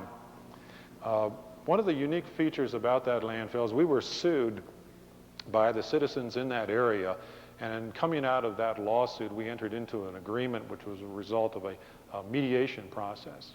I don't know whether any of you have engaged in that, but it's certainly a better process to resolve difficulties than going into the courtroom where the attorneys, once again, the Easter bunnies, are doing the talking. You can achieve, I think, a better and a rational decision where you're talking with the citizens that have the concern and the government officials that have the ability to make decisions. As a consequence, as a result of this lawsuit, and you do need let's say, a high intensity of emotion to go into a mediation process, because both sides in a mediation process have to have something to lose. In the instance of Montgomery County, it would have been delay and cost. To the citizens, of course, the loss would not be as many public safeguards in terms of the protection of the environment. And their biggest concern, since the people in the area of this landfill are wells, was that the leachate being generated would not contaminate their wells. So we entered into a very elaborate agreement where we agreed to monitor domestic wells. We put in 2 to 3 times the number of monitoring wells where we actually gathered water samples. We went into and agreed to analyses not only for the indicator chemicals that were displayed earlier this morning, as well as the metals, but we also analyzed for the organics and the various petroleum byproducts that are known carcinogens. Beyond that, as a part of the negotiated agreement, we retained a specialized hydrogeologist to evaluate the program that we proposed through the firm of Dames and Moore. And this particular consultant, S.S. Papadopoulos and Associates, can't forget that name, he was retained through joint agreement on the part of the county and the citizens. And in looking at the water monitoring system and in trying to respond to the citizens' concerns, namely that there were various geologic features, as there are in any formation, which would permit allowing movement of water between monitoring wells, he proposed using hydrogeologic methodologies where you use electricity in either a resistive or conductive form to measure water degradation and the movement of a plume beyond the landfill. To my knowledge, it was the first time, and again, this is back in 1982, that that concept was applied beyond hazardous waste landfills where it was developed. It was used in Love Canal to help map the plume with Love Canal. And so what we were trying to anticipate with that process was our, if you will, mini Love Canal, which we thought would never occur because of all the various engineered safeguards. But as this further benefit, we use this EM and resistivity method to map the character of the water. And both of these methods have the ability to penetrate deep electronically and detect changes in the characteristic, the electrical characteristics of the water. And the way it changes, of course, is leachate, which is a very heterogeneous product, will have various metals and salts in it, which will change the conductivity or resistivity of the water, and of course signal the meter. So you can literally create a map before you even go into your waste management facility and allow some percentage variation to occur due to natural features. And then if you get any remarkable spikes as you monitor, and we do it on a quarterly basis, then that violation of that groundwater envelope would show. So I would urge any of you that are with existing landfills or closures, or best yet with new landfills, at least to consider that methodology as a possible application. We also agreed as a part of this mediated agreement to provide citizens, if there was detection beyond the perimeter of the landfill of contaminated water, to first of all bring them bottled water, because we could do that within a day. And then we also agreed to retrofit their wells ahead of the actually any such event occurring, if they would choose to do that. In other words, put activated carbon and various processing systems on a dedicated water system within their homes that are on wells. Interestingly enough, none of the citizens in the area that I can recall chose to have that done as a prophylaxis.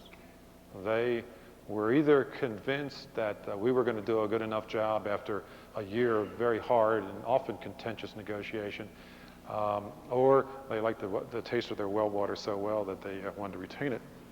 Because when you put those treatment methodologies, of course, it takes a lot of the natural mineral taste out of the water. As I mentioned, we are going into a vertical expansion of that landfill. This is just a comic diagram, if you will, of the existing fill area. We have berms on either side. And the expanded landfill that we had designed for this landfill, which was done by Malcolm Perney Associates out of Newport News, Virginia, created two segregated cells for future waste receipt. One is the solid waste, common municipal solid waste, and the other is ash, which would be received from our waste to energy facility. And they would be segregated, and they would have separate leachate collection systems. And I'll give you the detail in just a moment of what the base liner looks like in terms of the design feature. Our biggest challenge was trying to put on this surface, which was about 60 feet in depth of solid waste, a line material that would remain stable.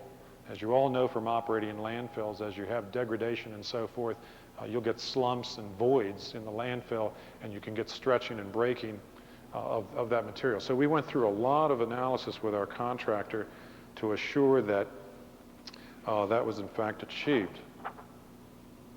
And the liner that was finally selected and permitted by the state is as follows. Starting with the existing municipal solid waste fill, at this point, we then put 2 feet of intermediate cover. And that was followed by, I want to make sure I read this right, an 80 mil HDPE liner. We could have gone with 60, but we went for the extra 20 mils, which we felt was greater assurance, particularly in light of the fact that we're on a somewhat unstable surface. That was followed by a geonet, and those of you that are not familiar with that's a system which drains, in lieu of pipes, it drains materials through a net process. On top of that, to prevent clogging, is filter material, and then finally 12 inches of select drainage material to allow filtration of the leachate to the collection system. The cost of doing this is not cheap, and one of the reasons that I think, particularly again in populated areas like on the East Coast, that drives recycling, that drives incineration, is the cost of doing this. And our delivered costs is $340,000 per acre to put this system in place. And that's just a terrible quantity of money. Now, we had experience with other landfills that caused us to respect what we were doing here. And let me draw back to some of those and just show you. Again, Montgomery County, this is the beltway around Montgomery County. Again, Washington, D.C. The Oak Sanitary Landfill is here. Our transfer station down near the populated area of the county is here. And the waste is collected, taken here, and transferred out. Well, nearby in this area, we had an old landfill called the Goody Landfill. It was named after a parcel of property by the same name, and also to the chagrin of the person that sold the property, which was a Congressman Gilbert Goody of Maryland. The name is stuck. He asked that it be removed, but of course, once you have a lock on a name, it's hard to change those kinds of things.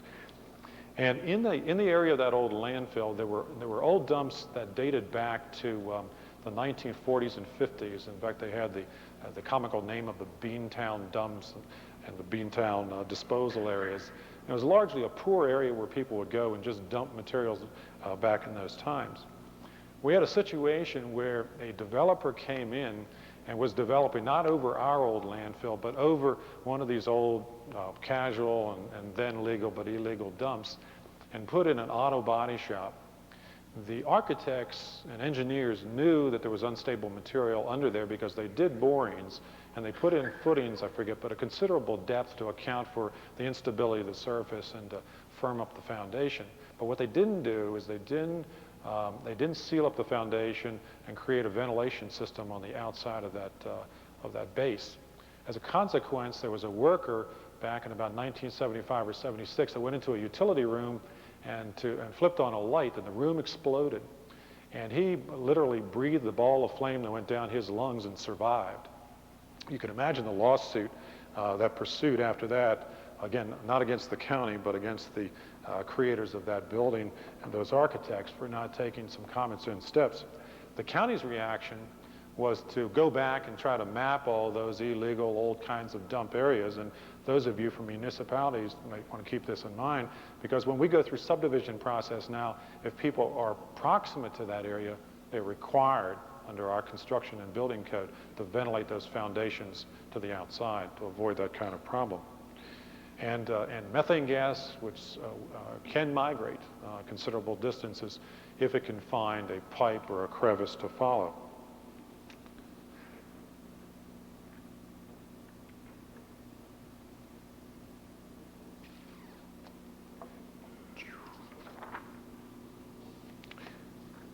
In terms of the operation of our current landfill, we use 2 feet of cover per day, which is a lot of cover material. We cover daily. We are moderately successful with vermin control. I guess our greatest vermin control problem is during the winter with gulls. I don't know if you have that in the Midwest, but they'll migrate from the Atlantic Ocean, the Chesapeake Bay inland, and they hibernate, if you will, on top of our landfill, which tends to be a warm surface with food sources. And that's been a continuing problem.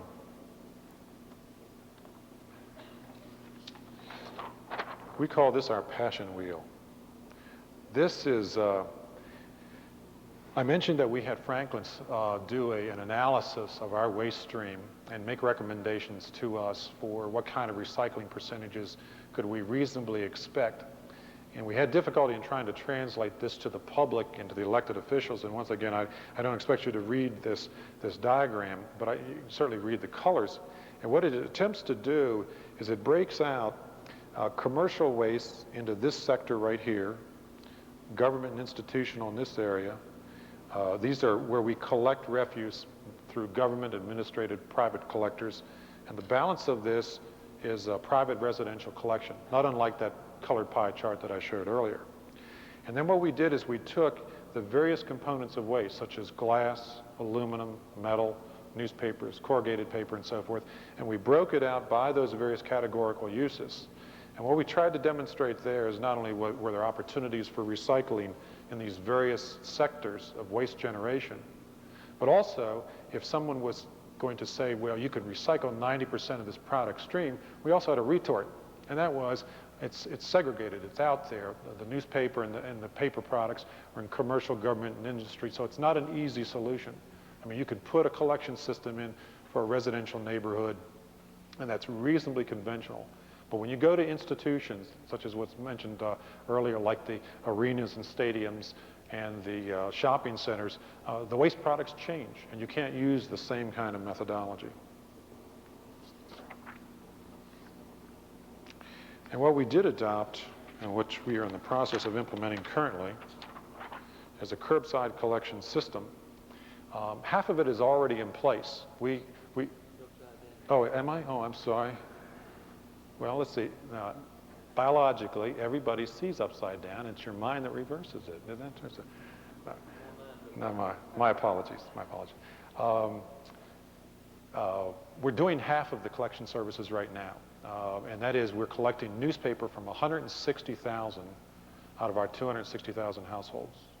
We're also collecting yard waste, which includes grass and leaves, from, I would say, about half of those households currently.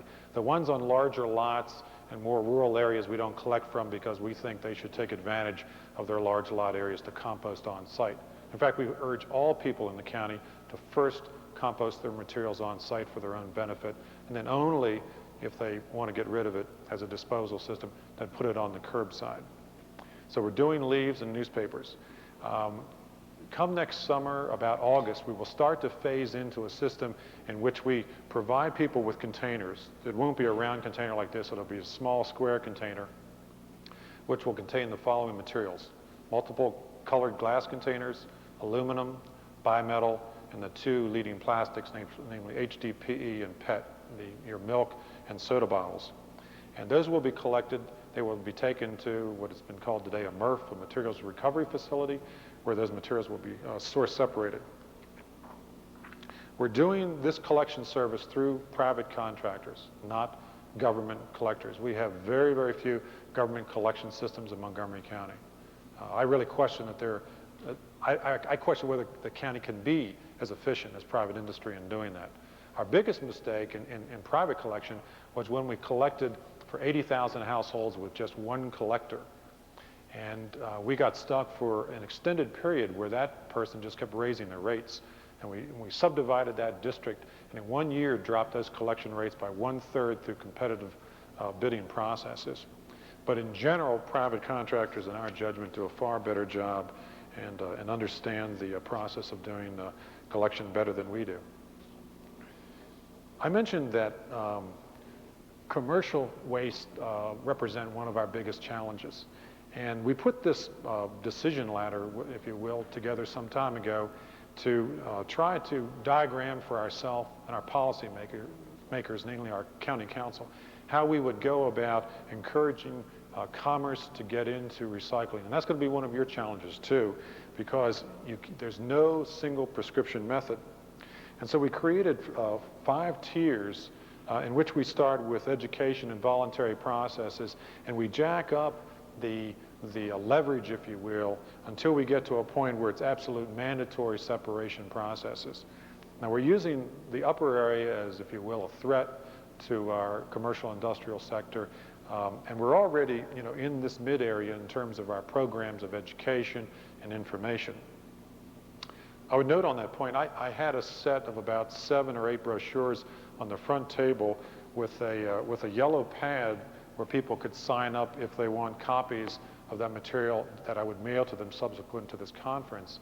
Unfortunately, somebody borrowed all those materials, so you can't see what they are, but there are various public information handouts that our county put together. One's on waste oil, another's on leaves, corrugated cardboard collection is another, office waste paper programs, residential programs, and the whole integrated system that I'm describing here is described in yet another. So if you are interested in those programs, please put your name on the list, and I'll be sure to mail it to you.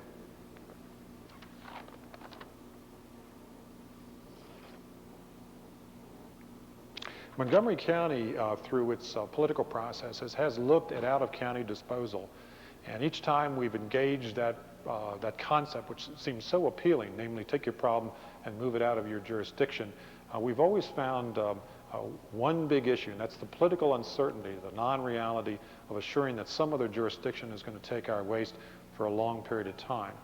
And when you have 2,000 to 2,500 tons per day of trash, you can't rely on a handshake. It's got to be firm commitments, and elected officials change. They have certain prerogatives. They can change agreements.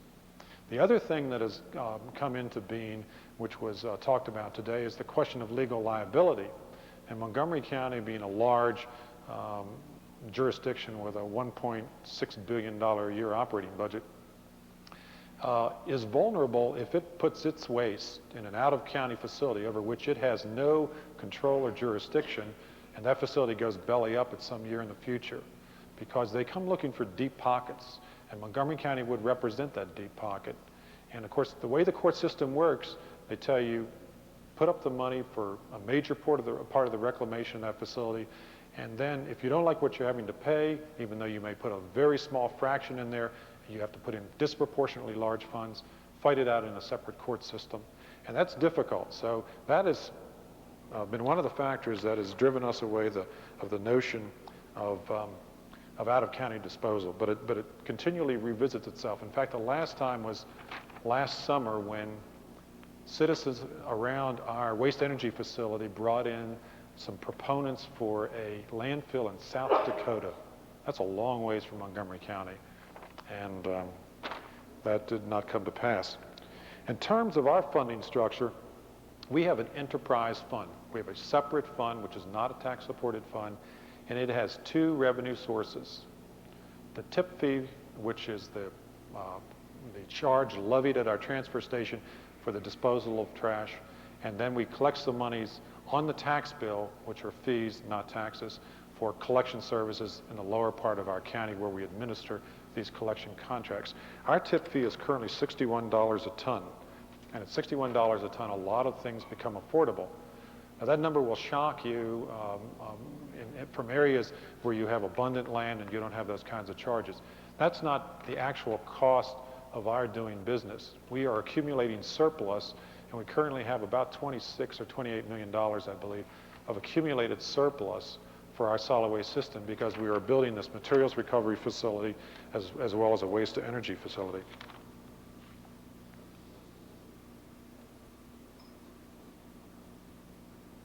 When Franklin Associates did our recycling analysis, they concluded that we were currently recycling 13% of our waste, and that was back in 1986. We have since grown with the recycling program that involves the leaves and grass and newspaper to 17% currently. With the opening of our MRF next year, which will again service 160,000 households, we expect that to bring us up into the mid-20s. We can't get beyond that without involving commercial industrial sources through programs that will be largely, at least in our judgment, my judgment, privately sponsored. And that gets into the question of a commercial infrastructure.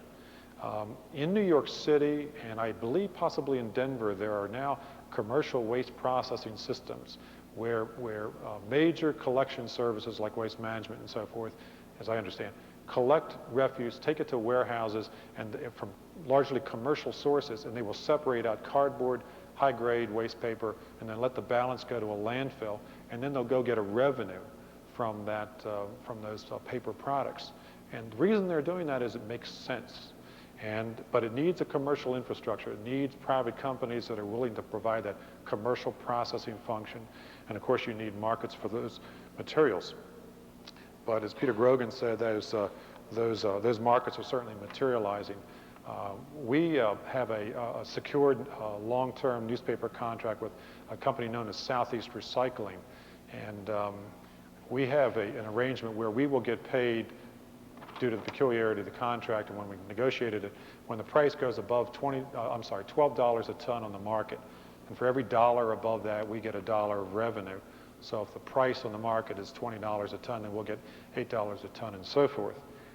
And we're assured, disposal through that process. And securing those long-term contracts is really critical. I'm on a committee with an institution known as the Public Technology Institute. They're headquartered in Washington, D.C., and they are membered by various local governments. And one of the things they're looking with, and you might want to make note on this, is they're looking at putting together a brokerage system for local governments where they will contact various cities and try to gather those governments together and then broker their products. And, in other words, bring expertise in the form of brokerage services, develop contracts and have some assurance for a good price on the product as well as an assured demand for that product so you don't have to put it into your landfill. It's a neat concept. It's very, very innovative. And they're just in the genesis of it. And if it works, some of you may be interested in following up on that.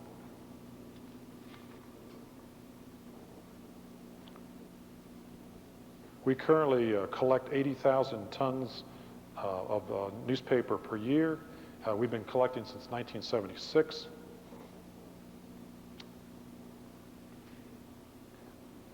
Our MRF that I mentioned before is being built by a firm that was illustrated, the one in Rhode Island, known as Crinkwell, which was commented as being the most sophisticated system in the United States. They're replicating that system down in our county. It's going to process 100,000 tons per year of recyclables. Our total waste stream, for your recollection, is in excess of 700,000 tons a year. They will have the capacity by going to a second shift of raising that from 100,000 tons to 200,000 tons of capacity. And they will act as a transfer point for the yard waste. They will act as a transfer point and perhaps in the future an assembly point for newspapers, but primarily a separating and a packaging and shipping point for the plastics, glass, and metals.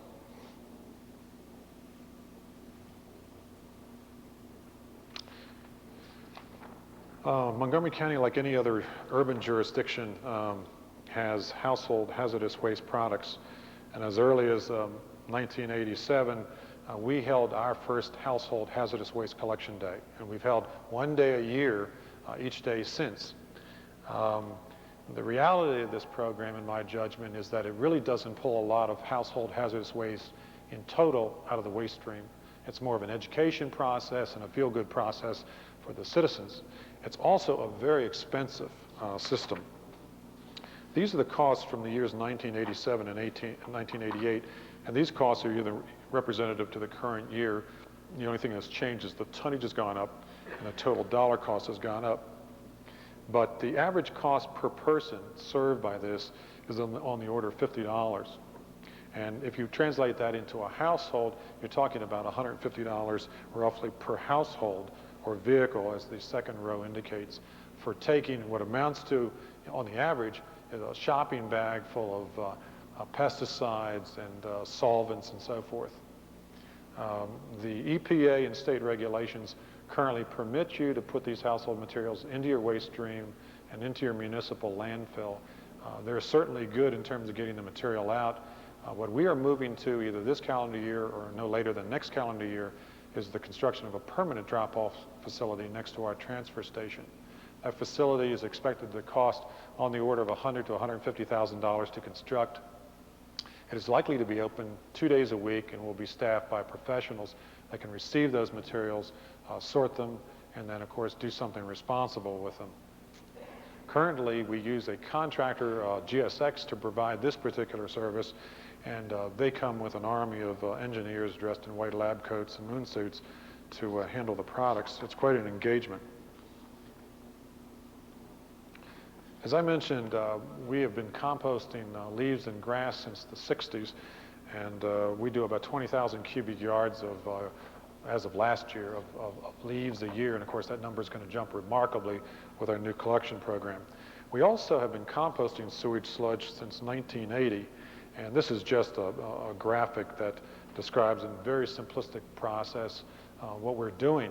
But what we're using is, instead of a in-vessel mechanical sludge composting system, we use what is known as a static PAL system. For those of you that haven't seen it, and I understand there's a sludge composting system in Denver, and it may be somewhat similar, is you put a bed of wood chips on the floor with a series of pipes on top, perforated pipes, through which you can draw air. And then you take a mixture of sewage sludge, and in our instance, wood chips, on about 3 wood chips to 1 sludge mixture. and we put it in a pile of about 6 feet tall on top of it, and leave it there for 14 days and draw air through it and regulate the amount of airflow very, very carefully so that the temperature reaches a proper state of 160 to 165 degrees Fahrenheit and achieves a sterility insofar as the pathogenic organisms. And it reaches a stabilizing factor. Following that, it goes into a 30-day storage pal, a 60-day curing pal, and then the material is sold. And all of our material, the demand exceeds the supply. It costs us about $30 to $40 a ton to compost sludge, which is roughly comparable to what we would have to pay to land spread or bury the material or combust it. The price that we get back in terms of selling the sludge, of course, is not as high. It's about $7.50 a ton, but it still offsets our cost of doing systems. Our sludge has been analyzed very carefully. We're fortunate to be in a non-industrial area where our cadmium zinc ratios are such that our heavy metal contents are not high, and the material can be used quite liberally on gardening products. It's not recommended for direct consumption products, but quite frankly, there's no problem. And of course, it generates its own tomato crop. For those of you that know that tomato seeds survive all kinds of systems, including our intestines. One of the neat things that we have done with the help of the U.S. Environmental Protection Agency is to address odors. When you compost sewage sludge, when in and of itself is a very odoriferous material, you get various kinds of trace organics and sulfur products, dimethyl disulfide, for example, that are very nasty to smell, and even in very, very small concentrations. And since we're in a populated area, we needed to address those odor problems. And what was generated out of extensive research, again involving EPA and some consultants and our own resources through our utility, is an air scrubbing system that pulls out 97% of the odors currently. We're trying to get an extra 1 or 2% as we refine the system. And the way the air control system works, which I think is, and there's one really novel point in here, is the incoming air comes in at this point, and there are fogging nozzles which introduce bleach into the process. And then in this, there's a reactive chamber here where you have 0.5 to 1% bleaching solution. And then there's a drain off of that system, and it goes into a second chamber where we add hydrogen peroxide. We also add detergent. And the detergent that we have found that is most effective is Tide, believe it or not. And would you believe it, that Procter & Gamble will not sell us the material in bulk. They'll only sell it to us in containers, and we have to go out and buy it in containers. I understand, though, that they're developing an industrial strength, if you will, Tide that's going to be used for this very purpose since this discovery has been made. But it's a unique system, and I draw your attention to it. And again, if you want information on that, just write that or give me your card after the meeting, and I'll see that you're furnished more information. Finally, turning to, let's see, I go to 4:15, is that right? Can somebody tell me? Oops, here we go. I don't want to overrun my, right, okay. Finally getting to incineration. There was talk about putting things of relative risk into perspective. Montgomery County has been up to bat 3 times with waste-to-energy systems. In November 1972, our county executive said we were going to build a refuse-derived fuel system.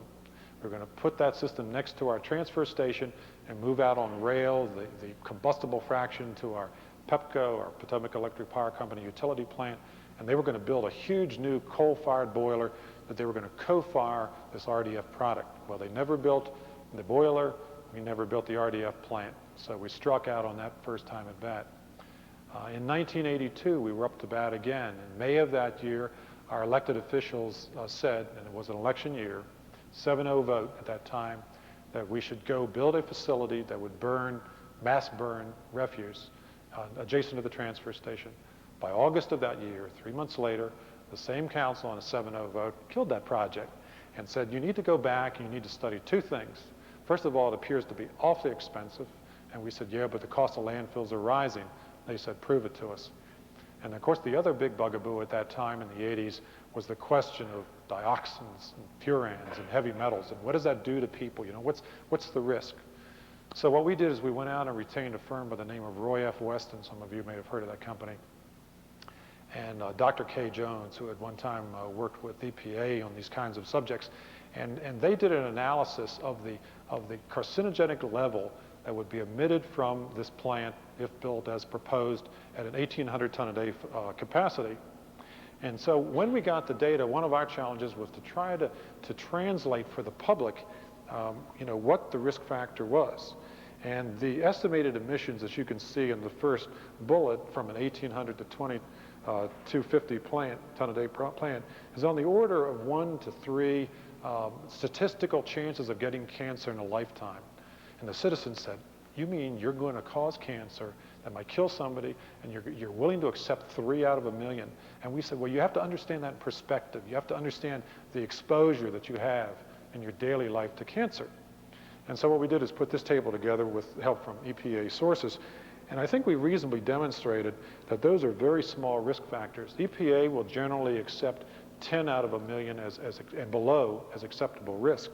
And of course, we're well within that. And if one of the interesting ones we compared it with was the third bullet, and that is that there are uncontrolled, generally, emissions from common municipal sanitary landfills that don't have caps on them, that are impermeable, and where the gas is not captured and burned.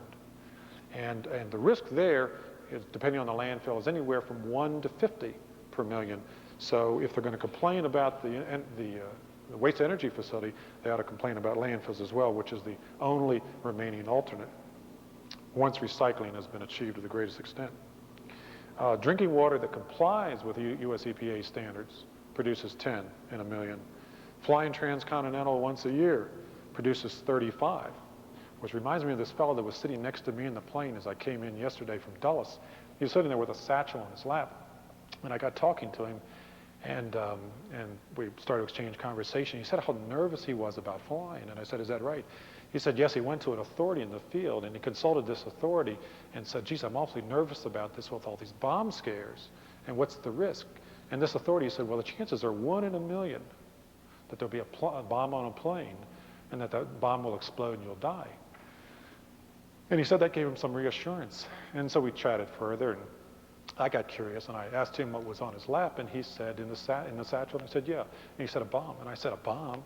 He said, yes. He said, the same fellow said that the chances were 1 in 1 billion of 2 bombs on the plane. So it's all in how it's interpreted and perceived, and that's one of the arts of public officials, to try to translate for the public. You notice cancer from all causes, which is really an atrocious element of our society right now, is 1 out of 4. It's just an awful testimony that we really don't understand ourselves as well as we might. The way we wanted to lay out our system, again, the transfer station here, the Oak Sanitary Landfill here, our rail system, which is about 26 miles out here, places our waste energy facility here, which is next to a large coal-fired generating plant operated by our utility. In terms of the kinds of contractual agreements that it takes to put a facility like this on the ground, and I apologize for this slide, it didn't copy very well, is we involve several agents.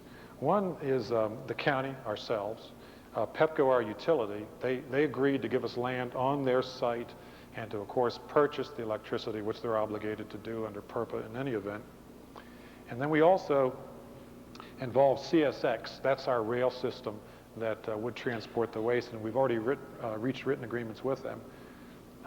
The capital, of course, would come from bondholders, and that's a real critical factor, trying to satisfy those people. And then the electricity backup in terms of supply for our facility was through Pepco.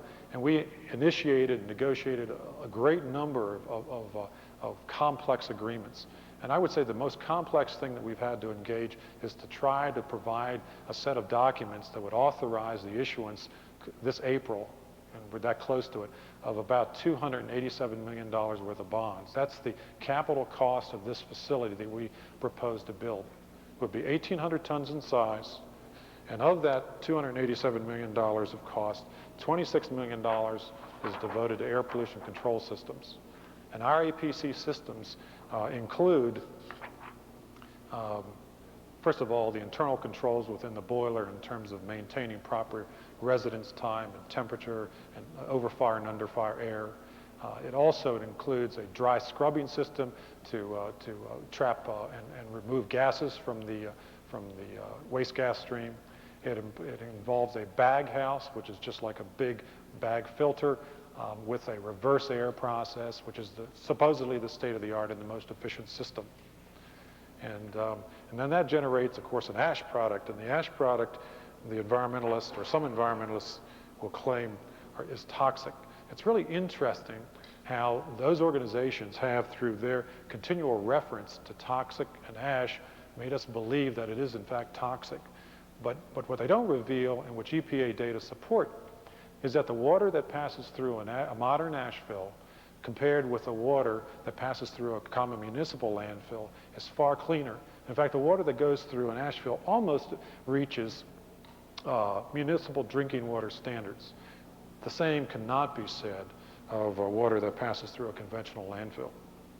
This is a diagram colored up to show our system for solid waste, where we have the collection of solid waste, our transfer station, the transport by rail to our waste-to-energy facility, and of course the distribution of the 50 megawatts of electricity that would be generated into the Pepco generating network or delivery network.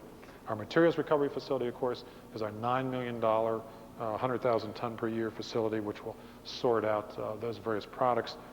And then any waste products, residuals, if you will go either to our Oaks landfill or a new landfill that has the anomalous name of Site 2. We're looking for a good name for that as well currently. This is pretty busy. It shows the location on the map of where this waste-to-energy facility is. The Pepco power generating station is here. The Potomac River sits off to the left. And the waste-to-energy facility, which will be served by this wraparound rail system, is shown on this parcel of land. What we hope we could do with the ash, and what we really want to do, is go to a zero landfill system. They are taking ash now in test processes, and they're making concrete-like materials. And even if there's failure in those concrete materials, if we can get approvals from the various regulatory authorities, and I think the Fed should lead the way on this and endorse it because of the stability in that material, is use it for road-based material, you know, if that's the least use that it can be put to. The other thing that you can do that's neat with ash is you can vitrify it. You can put electrodes in it, you can heat it up, the ash, again, to very high temperatures. You can turn it into a molten state, and when it cools, it looks like obsidian or black glass. And you can leave it in large chunks, and it's extremely stable. It just doesn't leach out metals for eons. You can bury it that way, or you can drop that material while it's still hot into water. It fragments and produces an extremely good material like carborundum for abrasive purposes.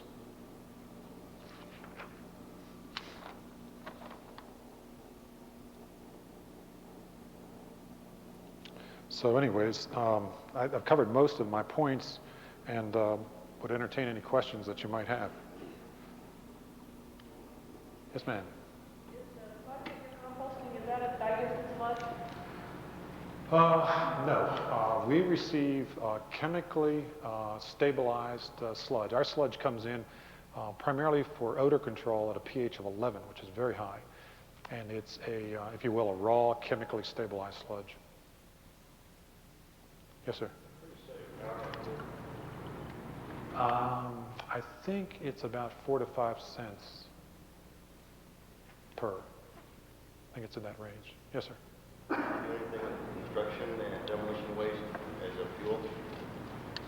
Would we use chemical and demolition waste as a fuel? Construction. Well, some of construction waste, of course, doesn't burn like brickbat and concrete and asphalt. What our hope is there, we're trying to get 2 private transfer stations approved in our county that would export those materials and use them as clean fills wherever they have sites that they want to level because they're fairly stable and good materials. We will accept from commercial sources combustible materials, again at the $61 a ton, which in the future, if we have the waste-to-energy facility, we could burn that. We're hoping to take woody wastes, and we're going to put in what is likely to be a tub grinder at our transfer station at the MRF. And we hope to chip the wood waste for 2 reasons. Not only to use it for a municipal and perhaps even privately sponsored mulch and covers, but since we're using at a ratio of 3 to 4 parts to 1 of wood chips to sludge in our sludge composting process, we have a self-made demand for that product. So we are looking at some of those products and reasonable things that we can do with them. Yes, sir. What's your precipitation rate? 40 inches a year. Where are you Oh, the question was, what's the precipitation rate in our area? It's 40 inches a year in the annual average. I'm sorry, go ahead. At $61 a ton, what is the charge for the residential pickup, door-to-door pickup? Well, in a commercial free competition area, it's for collection and disposal, which is in a single fee, undiscriminated. I pay $22 a month.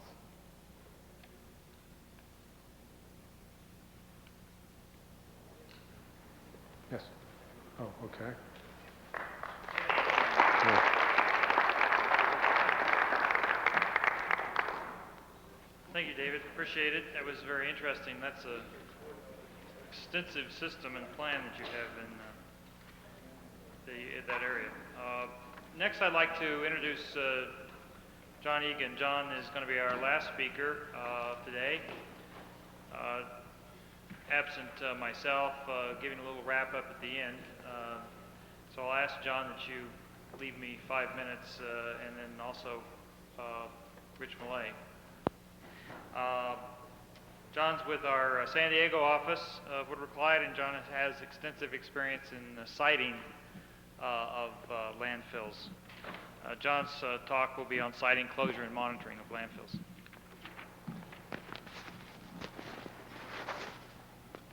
Okay, I'd like to see if this thing works. Everybody hear me?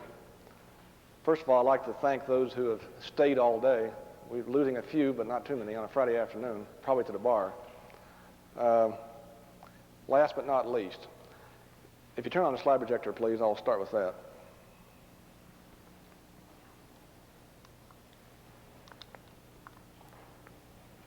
The subject of my presentation today is the siting, monitoring, closure of landfills.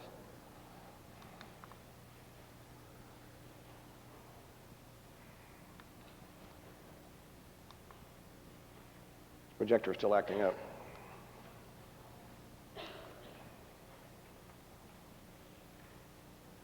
Okay, as you've heard today, the regulation that is covering most of this, the new federal regulation that's coming online, is 40 CFR Part 257 and 258, also known as Subtitle D. That's the most common way of referring to it, the Solid Waste Disposal Criteria Proposed Rule. It came out in August of 1988, and as you've heard here today, there's been quite a few changes to this proposed rule. I was able to get some information from the EPA director of the Solid Waste Program, and some of the information I'm going to pass on to you today comes from that interview of some of these changes that we're going to see in this proposed rule. I'm going to talk about monitoring, closure, and siting. And I'm going to start with siting. I think that is probably one area I've had quite a bit of experience in. And for those, just for curiosity, how many people here have been involved in having to site a landfill or some controversial facility? Yeah, quite a few. Good. So you understand some of my comments as I go along here. I think that's probably the most difficult things that a person can get involved in. Siting a new controversial facility is very difficult. I've been through public hearings where I've been close to being crucified. I still have my skin on my body, but barely. And I have developed a system from this process of School of Hard Knocks, of siting landfills and other facilities. And as I proceed in my presentation here today, I'd like to share that process with you. But being in this business, and when you're siting facilities, you're going to meet every known group known to man, from the Toxic Waste Investigative Group, Sierra Club, Friends of the Earth, Airplane Pilots Against Air Pollution, you name it. But there is some real concerns on that. And the siting process, if anything I can leave with you today, it needs to be a very public process. The public needs to be involved in this process. If not, they're going to come behind you and they're going to be involved anyway. So you need to get them involved in the process. So of all the issues I'm going to discuss today, I'm going to keep away from the hazardous waste issues. When I say landfill, I'm talking solid waste, standard, run-of-the-mill landfill.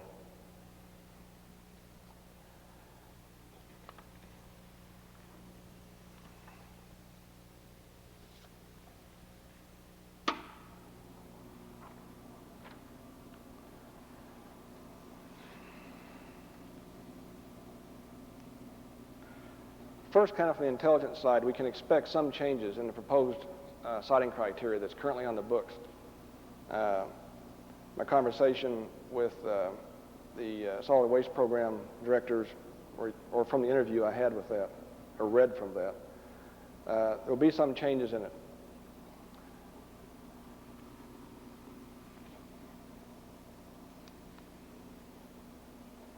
What currently is in the subtitle D reads like the slide on the left. There are requirements for airport safety, floodplains, wetlands, fault areas, seismic impact zones, and unstable areas. To start with airport safety, and those who've been involved in siting probably have already seen this. An important fact to keep in mind is that I'm discussing mostly federal requirements. Many states have already taken these things and converted them into state law even ahead of the proposed regs that are coming out. So what I'm talking about, for the most part, is federal requirements. So airport safety, subtitle D states that we must maintain 10,000 feet from airports handling turbojets and 5,000 feet from airports handling piston aircraft, unless one can show such an operation will not increase the risk of collision.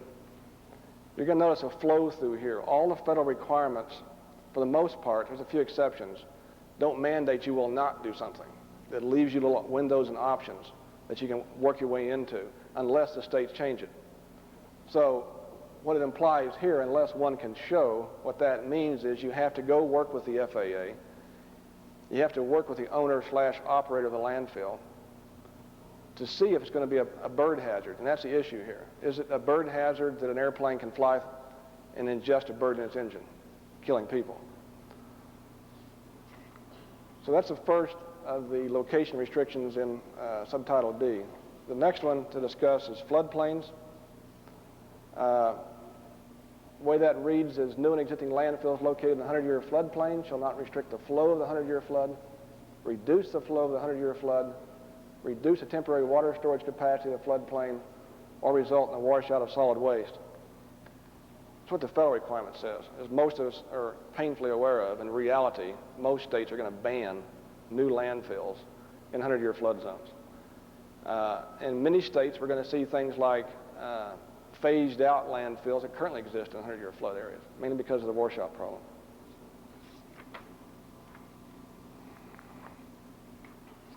The next siting issue is wetlands, and for those of you in the environmental business, we're certainly aware that wetlands, the President has a policy that no net loss of wetlands.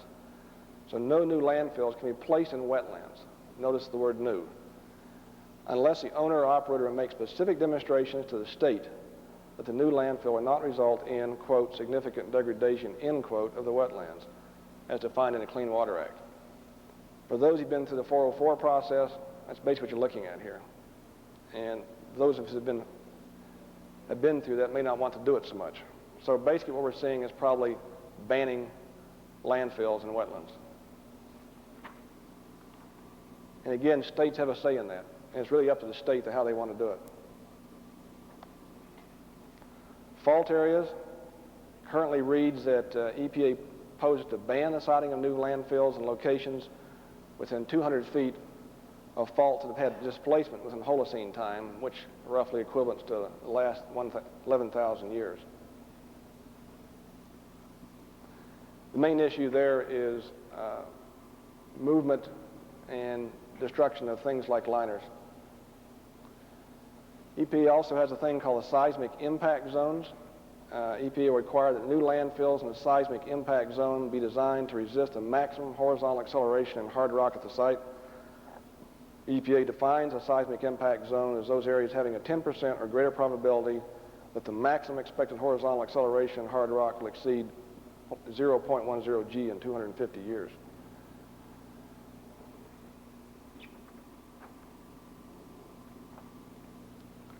We also have a requirement for what they call unstable areas, and EPA will require that new and existing landfills, note that, located in unstable areas demonstrate to the state the structural stability of a landfill.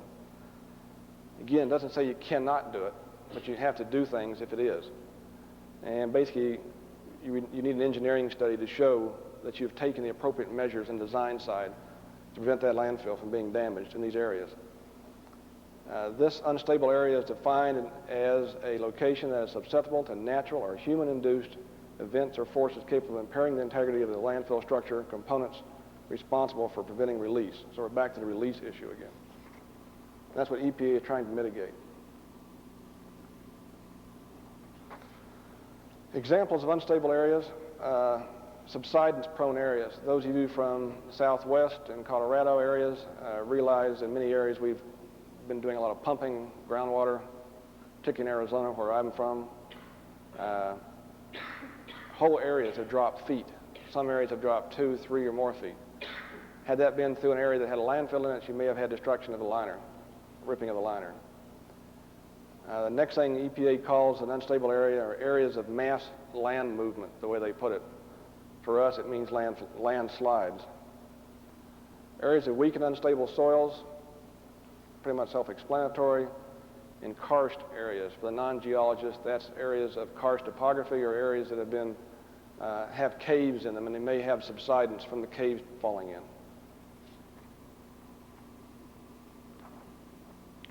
I'd like now to kind of go over some closure criteria.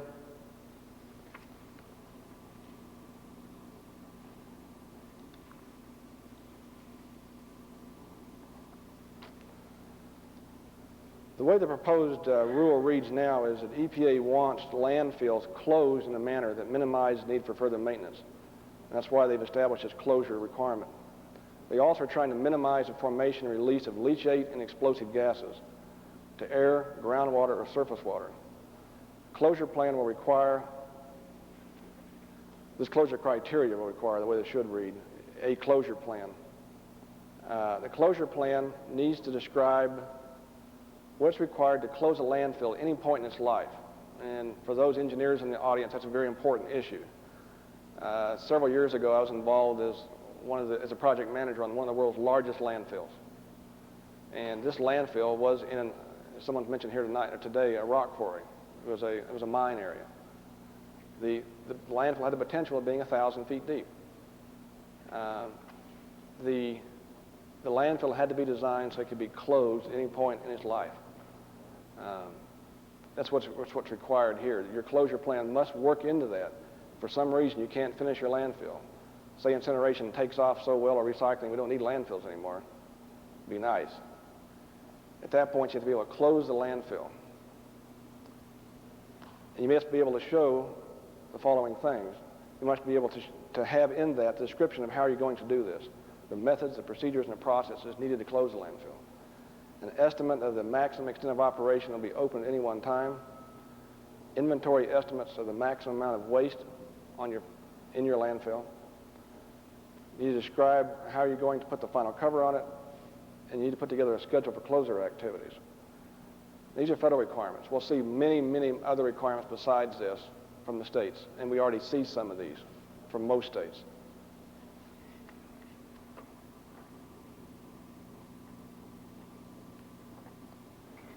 As far as monitoring goes, there's two main things that the feds, EPA wants monitored. First is methane. As most of you know, landfills that allow water infiltration, or even during the formation when the refuse is put in place, it contains some moisture. That moisture is required to produce the methane. Anyway, EPA proposes that the concentration of methane is not to exceed 25% of the LEL. What that means, LEL is a lower explosive limits. It means you can have up to 25% in the air of what methane would explode at if a spark was present in the air. Reasonably high number. You can't exceed that at any structure on the property. We heard what happens if a spark contacts methane when you're at the LEL. It explodes. So they want not to exceed 25% at the boundary and or any structure inside the landfill. They're currently proposing this monitoring be done quarterly, and EPA has also reserved the right to add other gases to this monitoring besides methane. The other monitoring, and probably the main monitoring issue, is groundwater, particularly for us in the Southwest. We derive so much of our drinking water from the groundwater. EPA has left this fairly open. It simply states that they're proposing that a groundwater monitoring system be installed at appropriate locations, doesn't say what, and depths to yield groundwater samples for the uppermost aquifer. Really what they're asking you to do is to propose what you want to do, take it to the state, let the state approve it. 3 wells, probably the absolute minimum, and I doubt if there's any way you could get 3 wells, probably any landfill in the future in the United States. EPA is proposing that the sampling be done on a semi-annual basis, and monitoring for the list that we've heard several times here today, the 25 or so parameters. As part of this interview process, it looks like that's going to be changed. High probability what they're going to do is take that to 4 or 5 indicator parameters, looking to increase the sampling frequency. And then if you have a problem, you've heard of the, I think someone else has pretty well explained this to you today, but this is how they're planning on changing it. They would like to change it where they're going to monitor 4 or 5 parameters. If you have a problem, they'll probably make you analyze for more. This is probably the way it's going to end up. Give you an example. Roughly, the price to do the way it is now, the 25 samples, is in the ballpark of $1,500 per sample, roughly. If they're able to reduce this to the 4 or 5 parameters, they can drop the cost dramatically on groundwater monitoring.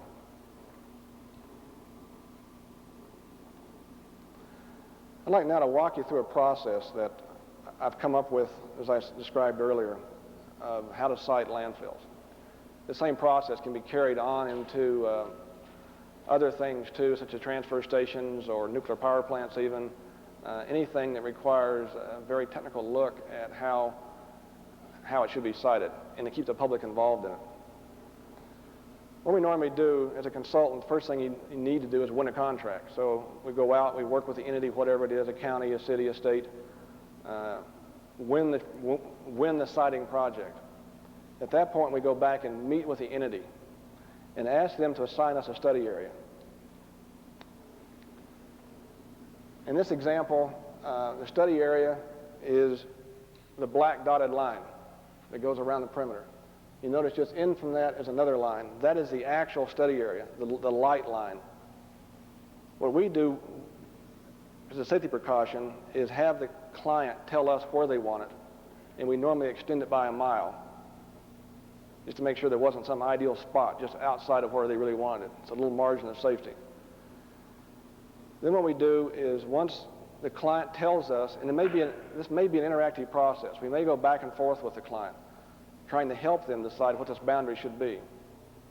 I've had to do it both ways. I've had some clients that knew exactly where they wanted that boundary, and some needed help. And if you notice the way this kind of arcs up on the left there, it's because of the freeway going through that. The red line is a freeway in this case. And they wanted to be able to use the access to that freeway because it can move refuse faster, perhaps at a lower transport cost because they're moving it on a pretty good highway. So they wanted to push that slightly to the north there. So the first thing we do is after we've accomplished that and got that out of the way is we convert this to AutoCAD, or it can be other systems too. This happens to be AutoCAD. We develop a base map. We show the roads, the areas of interest in the area. It could be national forest. It could be a park. Could be a boundary of a city. The smaller square in the bottom is the city boundary of this hypothetical city, Alexandria. It could be land grants. Whatever issues are important are put on the base map to start off with. After that's accomplished, we go back to the client with the maps, and we discuss with them site selection factors. The site selection factors, and this is not necessarily an all-inclusive list, but it's what I want to share with you today. Perhaps five factors. Hydrologic factors, engineering factors, technical factors, land use factors, and environmental factors. These site selection factors then are taken on to produce a ranking system or a rating system. What we normally do is take the first crack at it for the client, because every state is different. Every county may have their own laws. The federal laws are on top of all of that. It's important to make sure at least that is covered. And then you have the concerns of the client. The client may have areas of concern that we don't understand as a consultant. There may be things they need plugged into the study. So kind of run down through some of these things and hydrologic factors, some examples of things we could run into. Flood hazard areas. You established a factor like flood hazard area. You assign a rating to that of 0, 1, or 2. Explain where 2 is the very best. In this case, it's not, the area you're studying is not in or adjacent to a drainage feature. To the worst would probably be site rejection, and 0 is, if it's not rejected, would be the lowest rating. Site rejection criteria, if, for example, as we've already talked about, if this site that we find or examine is in a 100-year floodplain, it's out. We don't use it. Groundwater quality, it's not required. Some states may require it that I'm not aware of. This particular client that asked us to prepare this was worried about groundwater quality. They would rather see the landfill sited in an area of already poor water quality, rather than take the risk of damaging a more pristine aquifer. The same client was worried about hydraulic conductivity. They would rather see it on a site that had a very low, slow-moving, where the plumes would move very slow across the property. Another thing is how much data is available on the property. It may be an area that is very well known, that's been studied a lot, that had a lot of wells located in the area, that there's been boring data, that there was field logs of information. That makes it easier and less expensive. A lot of stuff is already available. So that is also rated. Another thing is how close it is to a well. For this particular client, again, this was a very important issue because it diffuses issues. If you're planning to put a landfill near somebody's drinking water well, no matter how close you are to it, within some reason, the guy's not going to be happy with you. Recharge area, particularly in dry climate, dry areas, it's very important that recharge areas are protected. The vadose zone material is more preferable if it's something that's like silt and clay that makes a better barrier. Water table depth, this is going to vary across the United States. This particular site, this came from an actual project, but we've changed the name on it. The client did not want it where the water table was less than 25 feet. Reality, in Arizona, for example, you're better off trying to sell the project if the groundwater is at least 100 feet deep.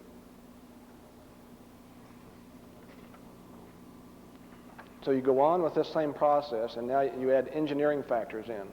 And you listen to the client. He may have other things he wants added besides these. This one client, access was important. Also, he didn't want to build more than, as you can read there, 1/4 mile of side hill road or 1.5 miles of easily built roads. It can cost $1 million a mile to build a decent road nowadays. So access is important. If you have to build a lot of roads, it can be very expensive. This client was also worried about distance utilities. They were looking for a certain size site. They had in mind the site they wanted. And they said, we really want you to find us a site that's at least 320 acres. Get us a half a section of land. If you can't do that, then, well, shoot for 163.20. That's how this falls out. And you actually establish a rating to go along with that. Excavation characteristics were important. If it's easily rippable very easily to get their cover, that's a plus. Road grades for this client were absolutely important. His equipment could not do more than a 10% grade. So we had to look at grades across the whole area to make sure the trucks could traverse it. Right away was important to the client as well, and he wanted us to rate that as well.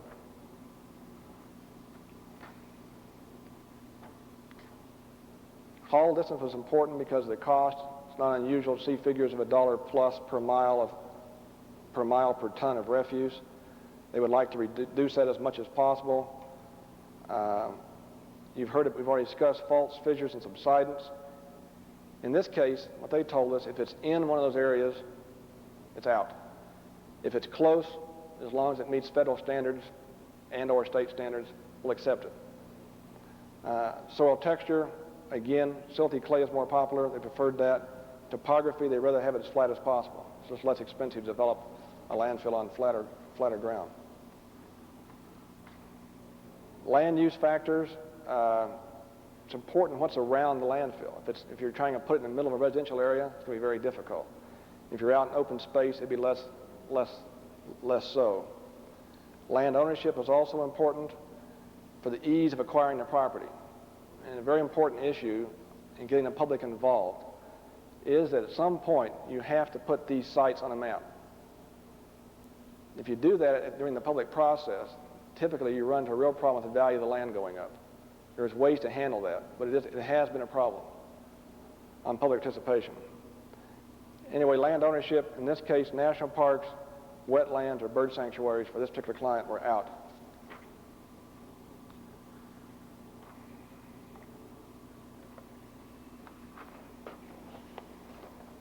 And last were environmental factors. If it had known archaeological sites, they didn't want the site.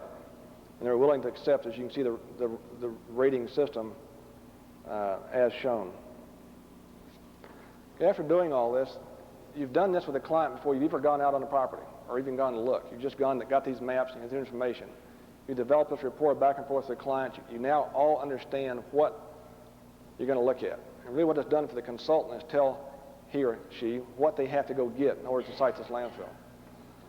The other thing we do normally is establish weighting factors on the site selection criteria. Again, with the client involved, with us taking the first cut at it. These weighting factors are added on, or it's actually times. Say, for example, one site had a 2 times 4 would give this flood hazard area a score of 8.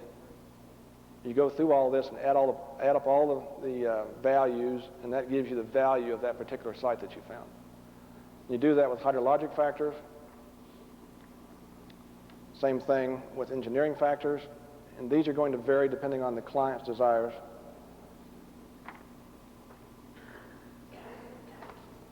The technical factors, the land use factors, and environmental factors. In this case, environmental was very high on the list, and it typically will be. So that establishes the points that each site can possibly get.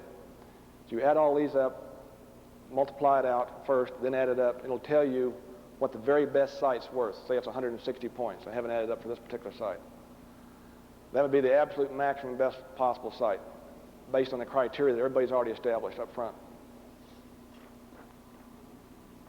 Then what you do, you convert this to a visual process, because a lot of times we're dealing with public officials, the public, we're dealing with non-technical people.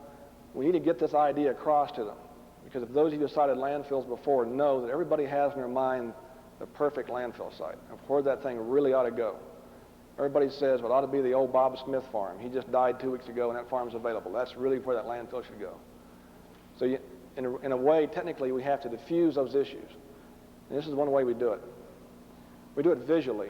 We start showing, as we develop the information from the field, we start showing people what we have found. For example, and I wish I'd used some other color besides yellow. In this particular situation, there were 2 river systems that join at the lake in the middle, then go on off to the north. The river ran to the north. The yellow lines are contour lines. Remember, they didn't want anything with less than 25 feet. If the groundwater was less than 25 feet, it was out. We also showed them, by just getting well data, what instantaneous groundwater depths were across the whole property, so we could get a feel for what the whole site looks like. So what you do, from the best available data, and it may not be right to the foot, and you're not trying to get it that accurate, but close, you contour the site, depth of groundwater issues. And now you can evaluate that. And people can see very quickly that, oh my goodness, old Bob Smith's farm is only 25 feet to groundwater. I know now that is out. It doesn't take a lot of technical explanation to get that across to somebody. He can see the slide and that issue's diffused. But you continue to do this with the other criteria. For example, this is from an actual site, but I've changed the name to protect the innocent. Slope. This was a very hilly area. Lost almost the whole area just on slope. All the green was slope that was over what they wanted to use. Their vehicles couldn't drive it easily. Also on that, it shows faults. The fault lines are indicated. It doesn't show up too well from where you're sitting probably, but some of the lines here indicate fault lines. And you have to keep away from those as well, as per the new federal standards and many state standards. So you keep doing this, and you do this in a public hearing. You're showing people why you developed the sites you developed. You said another one is geology. You show them where the areas that are good alluvium and where areas that are hard rock. Typically, I don't use these symbols when I'm talking to non-technical types. I will leave those symbols off and say alluvium or rock so they can understand what I'm trying to get across to them. And then if I have to take the same presentation and give it to a group of engineers, I'll give them the full treatment.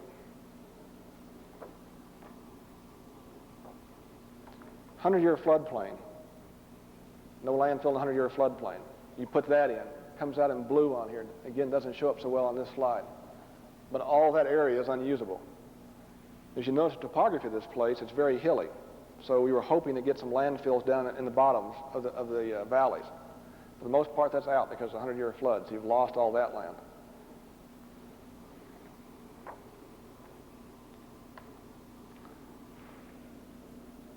Well, you continue the process, and I've given you just a taste of it. There could be a lot of other factors added on here. And you continue to develop layers of maps that people can very easily sit there and look at.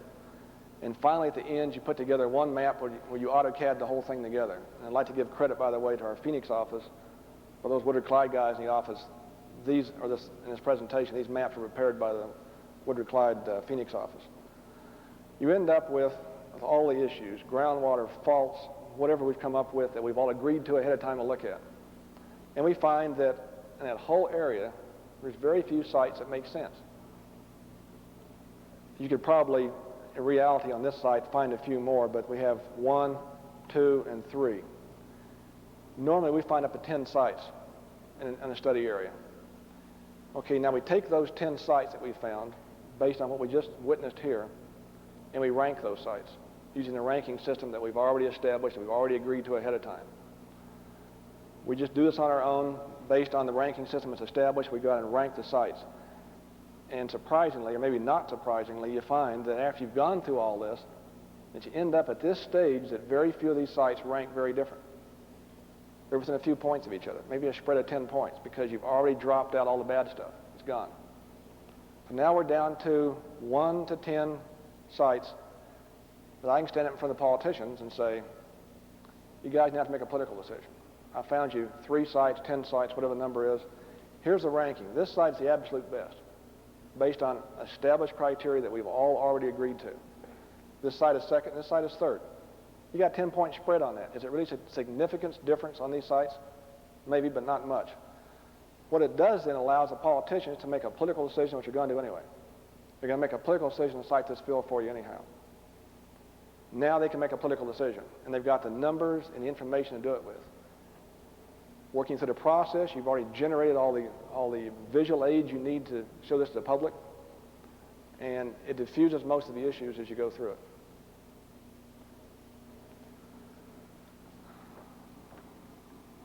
So siting is something like this. It's each of us trying to put it in the other's backyard. Siting process is sort of this way too. At least that's the way the public sort of perceives it. And last, what are we coming up with in the landfill business? And it's going to end up something like this. Sort of like Montgomery County is trying to be.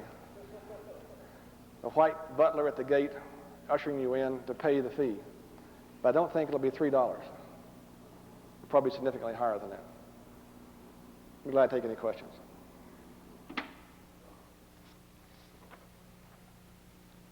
To the bar. Bob, you want to say anything else?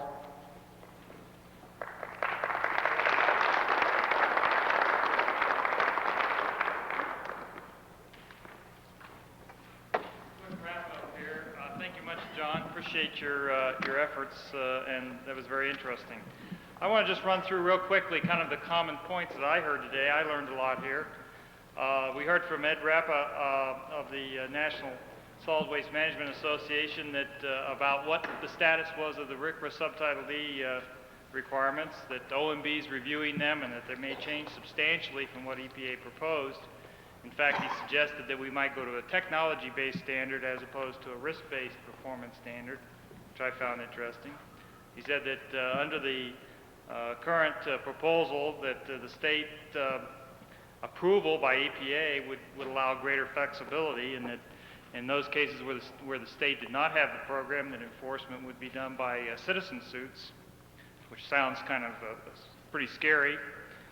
Costs for landfilling may increase, he said, by as much as 600%, and that small landfills serving less than 5,000 in an area of less than 25 inches, which is most of our area of rainfall, could receive a variance under Subtitle D, which, based on some of the other discussions later on, it's not quite clear what that's really going to mean at this point.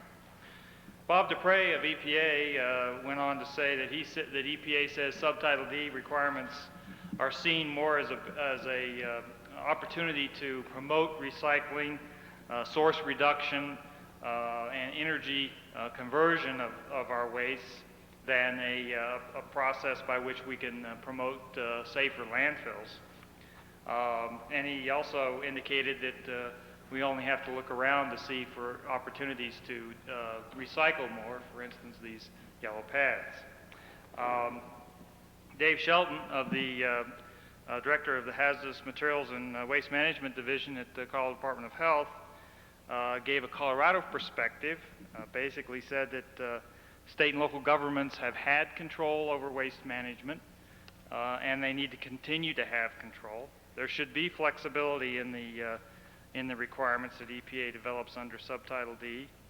That recycling, while everybody considers it good, may not be economical. It conserves landfill space, and that siting is the key issue. That we need to find good sites and the rest of the issues fall away. And furthermore, that in Colorado we need to do what is right, i.e. I think in terms of both recycling and landfill siting, irrespective of the situation of Subtitle D. Doug Hahn with Woodward Clyde talked about solid waste management planning, said that the hierarchy and strategy for solid waste management planning was minimization first, recycling second, solid waste volume reduction third, including incineration, and safe landfilling fourth. He gave some suggestions on how to develop a solid waste management plan and what the elements of that plan would be. Jerry Kinsel talked of Hannafin Imhoff, talked about sources of financing and identified revenue bonds and tax-exempt financing as probably the best methods in this area. And Frank Lancaster with the Division of Natural Resources of Larimer County identified a whole host of methods, of which some were actually brought up later in terms of sales tax and disposal tax and gross sales tax, etc.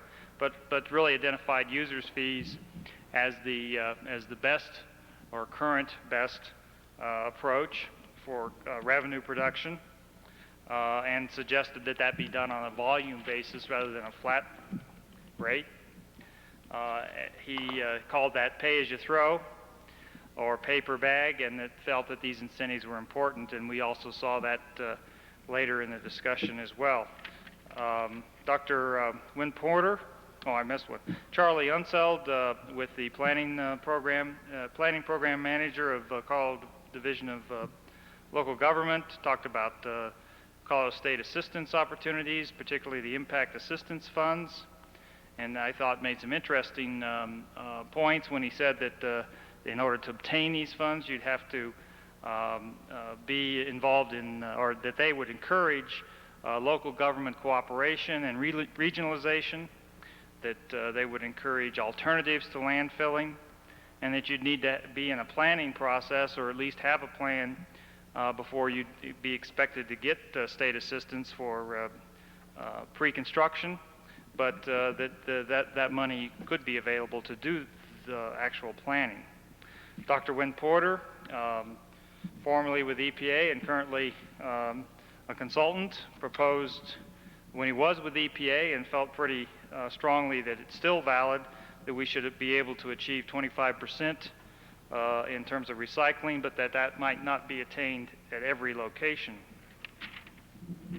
He said that he thought 50 to 70%, which are numbers which have been used and are being used by some, was difficult, if not impossible, in the near term.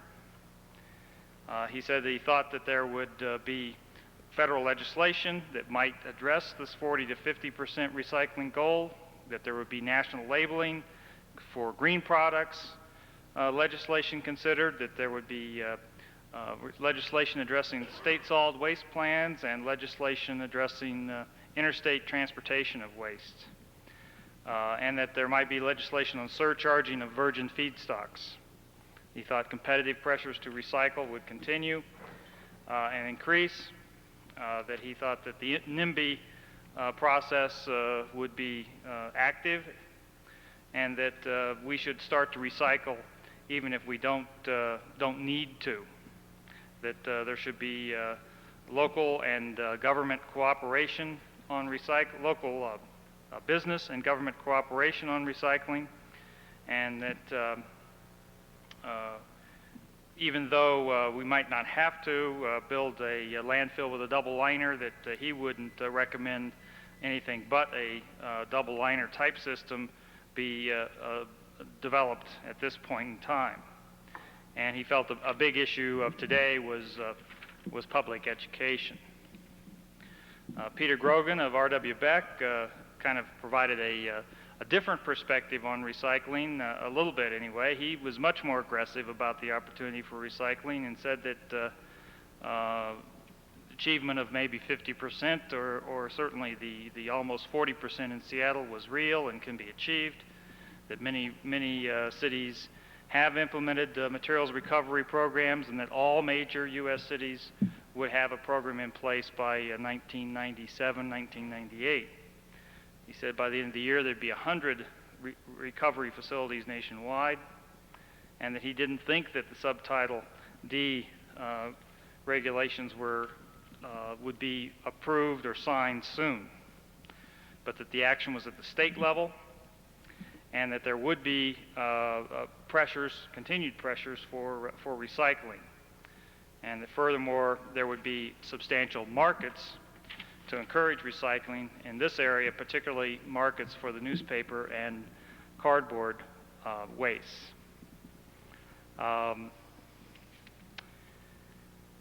He made a recommendation rather strongly that we concern ourselves more with how to serve our publics than with the presence of markets. He feels that's almost a certainty, and that the economics of recycling are positive in the sense that total system costs can be reduced by recycling. David Sobers of Montgomery County, Maryland, gave us an overview of his experience in the design, operation, and expansion of an existing landfill, discussed problems and approaches that they've had with recycling when you have to deal with commercial waste as well as institutional and government waste sources. Talked about the handling methods that they've developed for special and hazardous waste, and talked about the process of developing a waste-to-energy facility in his county. In '86, they had 13% recycling. They're currently at 17% and expect, with the implementation of this recovery system, to be upwards in the low to mid-20s. And last but not least, as John said, John Egan with Woodward Clyde talked about siting, closure, monitoring, particularly the federal requirements for these activities in developing a landfill, and the siting process involving identification of factors, criteria, constraints, and weights that can be used to support a public discussion and decision process. I found all of this to be quite interesting and useful, and I hope you did too. I want to introduce Rich Millay, who's my boss, who made this all possible, for final words. Thanks. Thanks, Bob, and thanks for all the people here who helped put this together, and especially Dan Hawk. Those of you who see him afterwards here ought to give him a thanks. He really did a lot of work in bringing together all these speakers today and putting together the program. We want to appreciate your attendance here today. We hope that it was timely and informative for you. We do ask you to fill out the evaluations or suggestion sheets we've issued with the materials. They can be quite helpful in making sure that we are bringing programs like this that actually are appropriate and are valued to the community and to our potential clients. In that regard, we do ask if you have any questions or you do have any concerns or we can be of any value to you, please don't hesitate to talk to Bob Doyle here in the Denver office of Woodward-Clyde, and I'm sure he'll be very glad to assist you, whether it be within Woodward-Clyde or within some of the other resources and consultants that have spoken to you today. Finally, we'd like to very much invite you to a social hour, which is in the same banquet area that you had lunch, and to send you on your way for Friday night. Thank you very much for attending.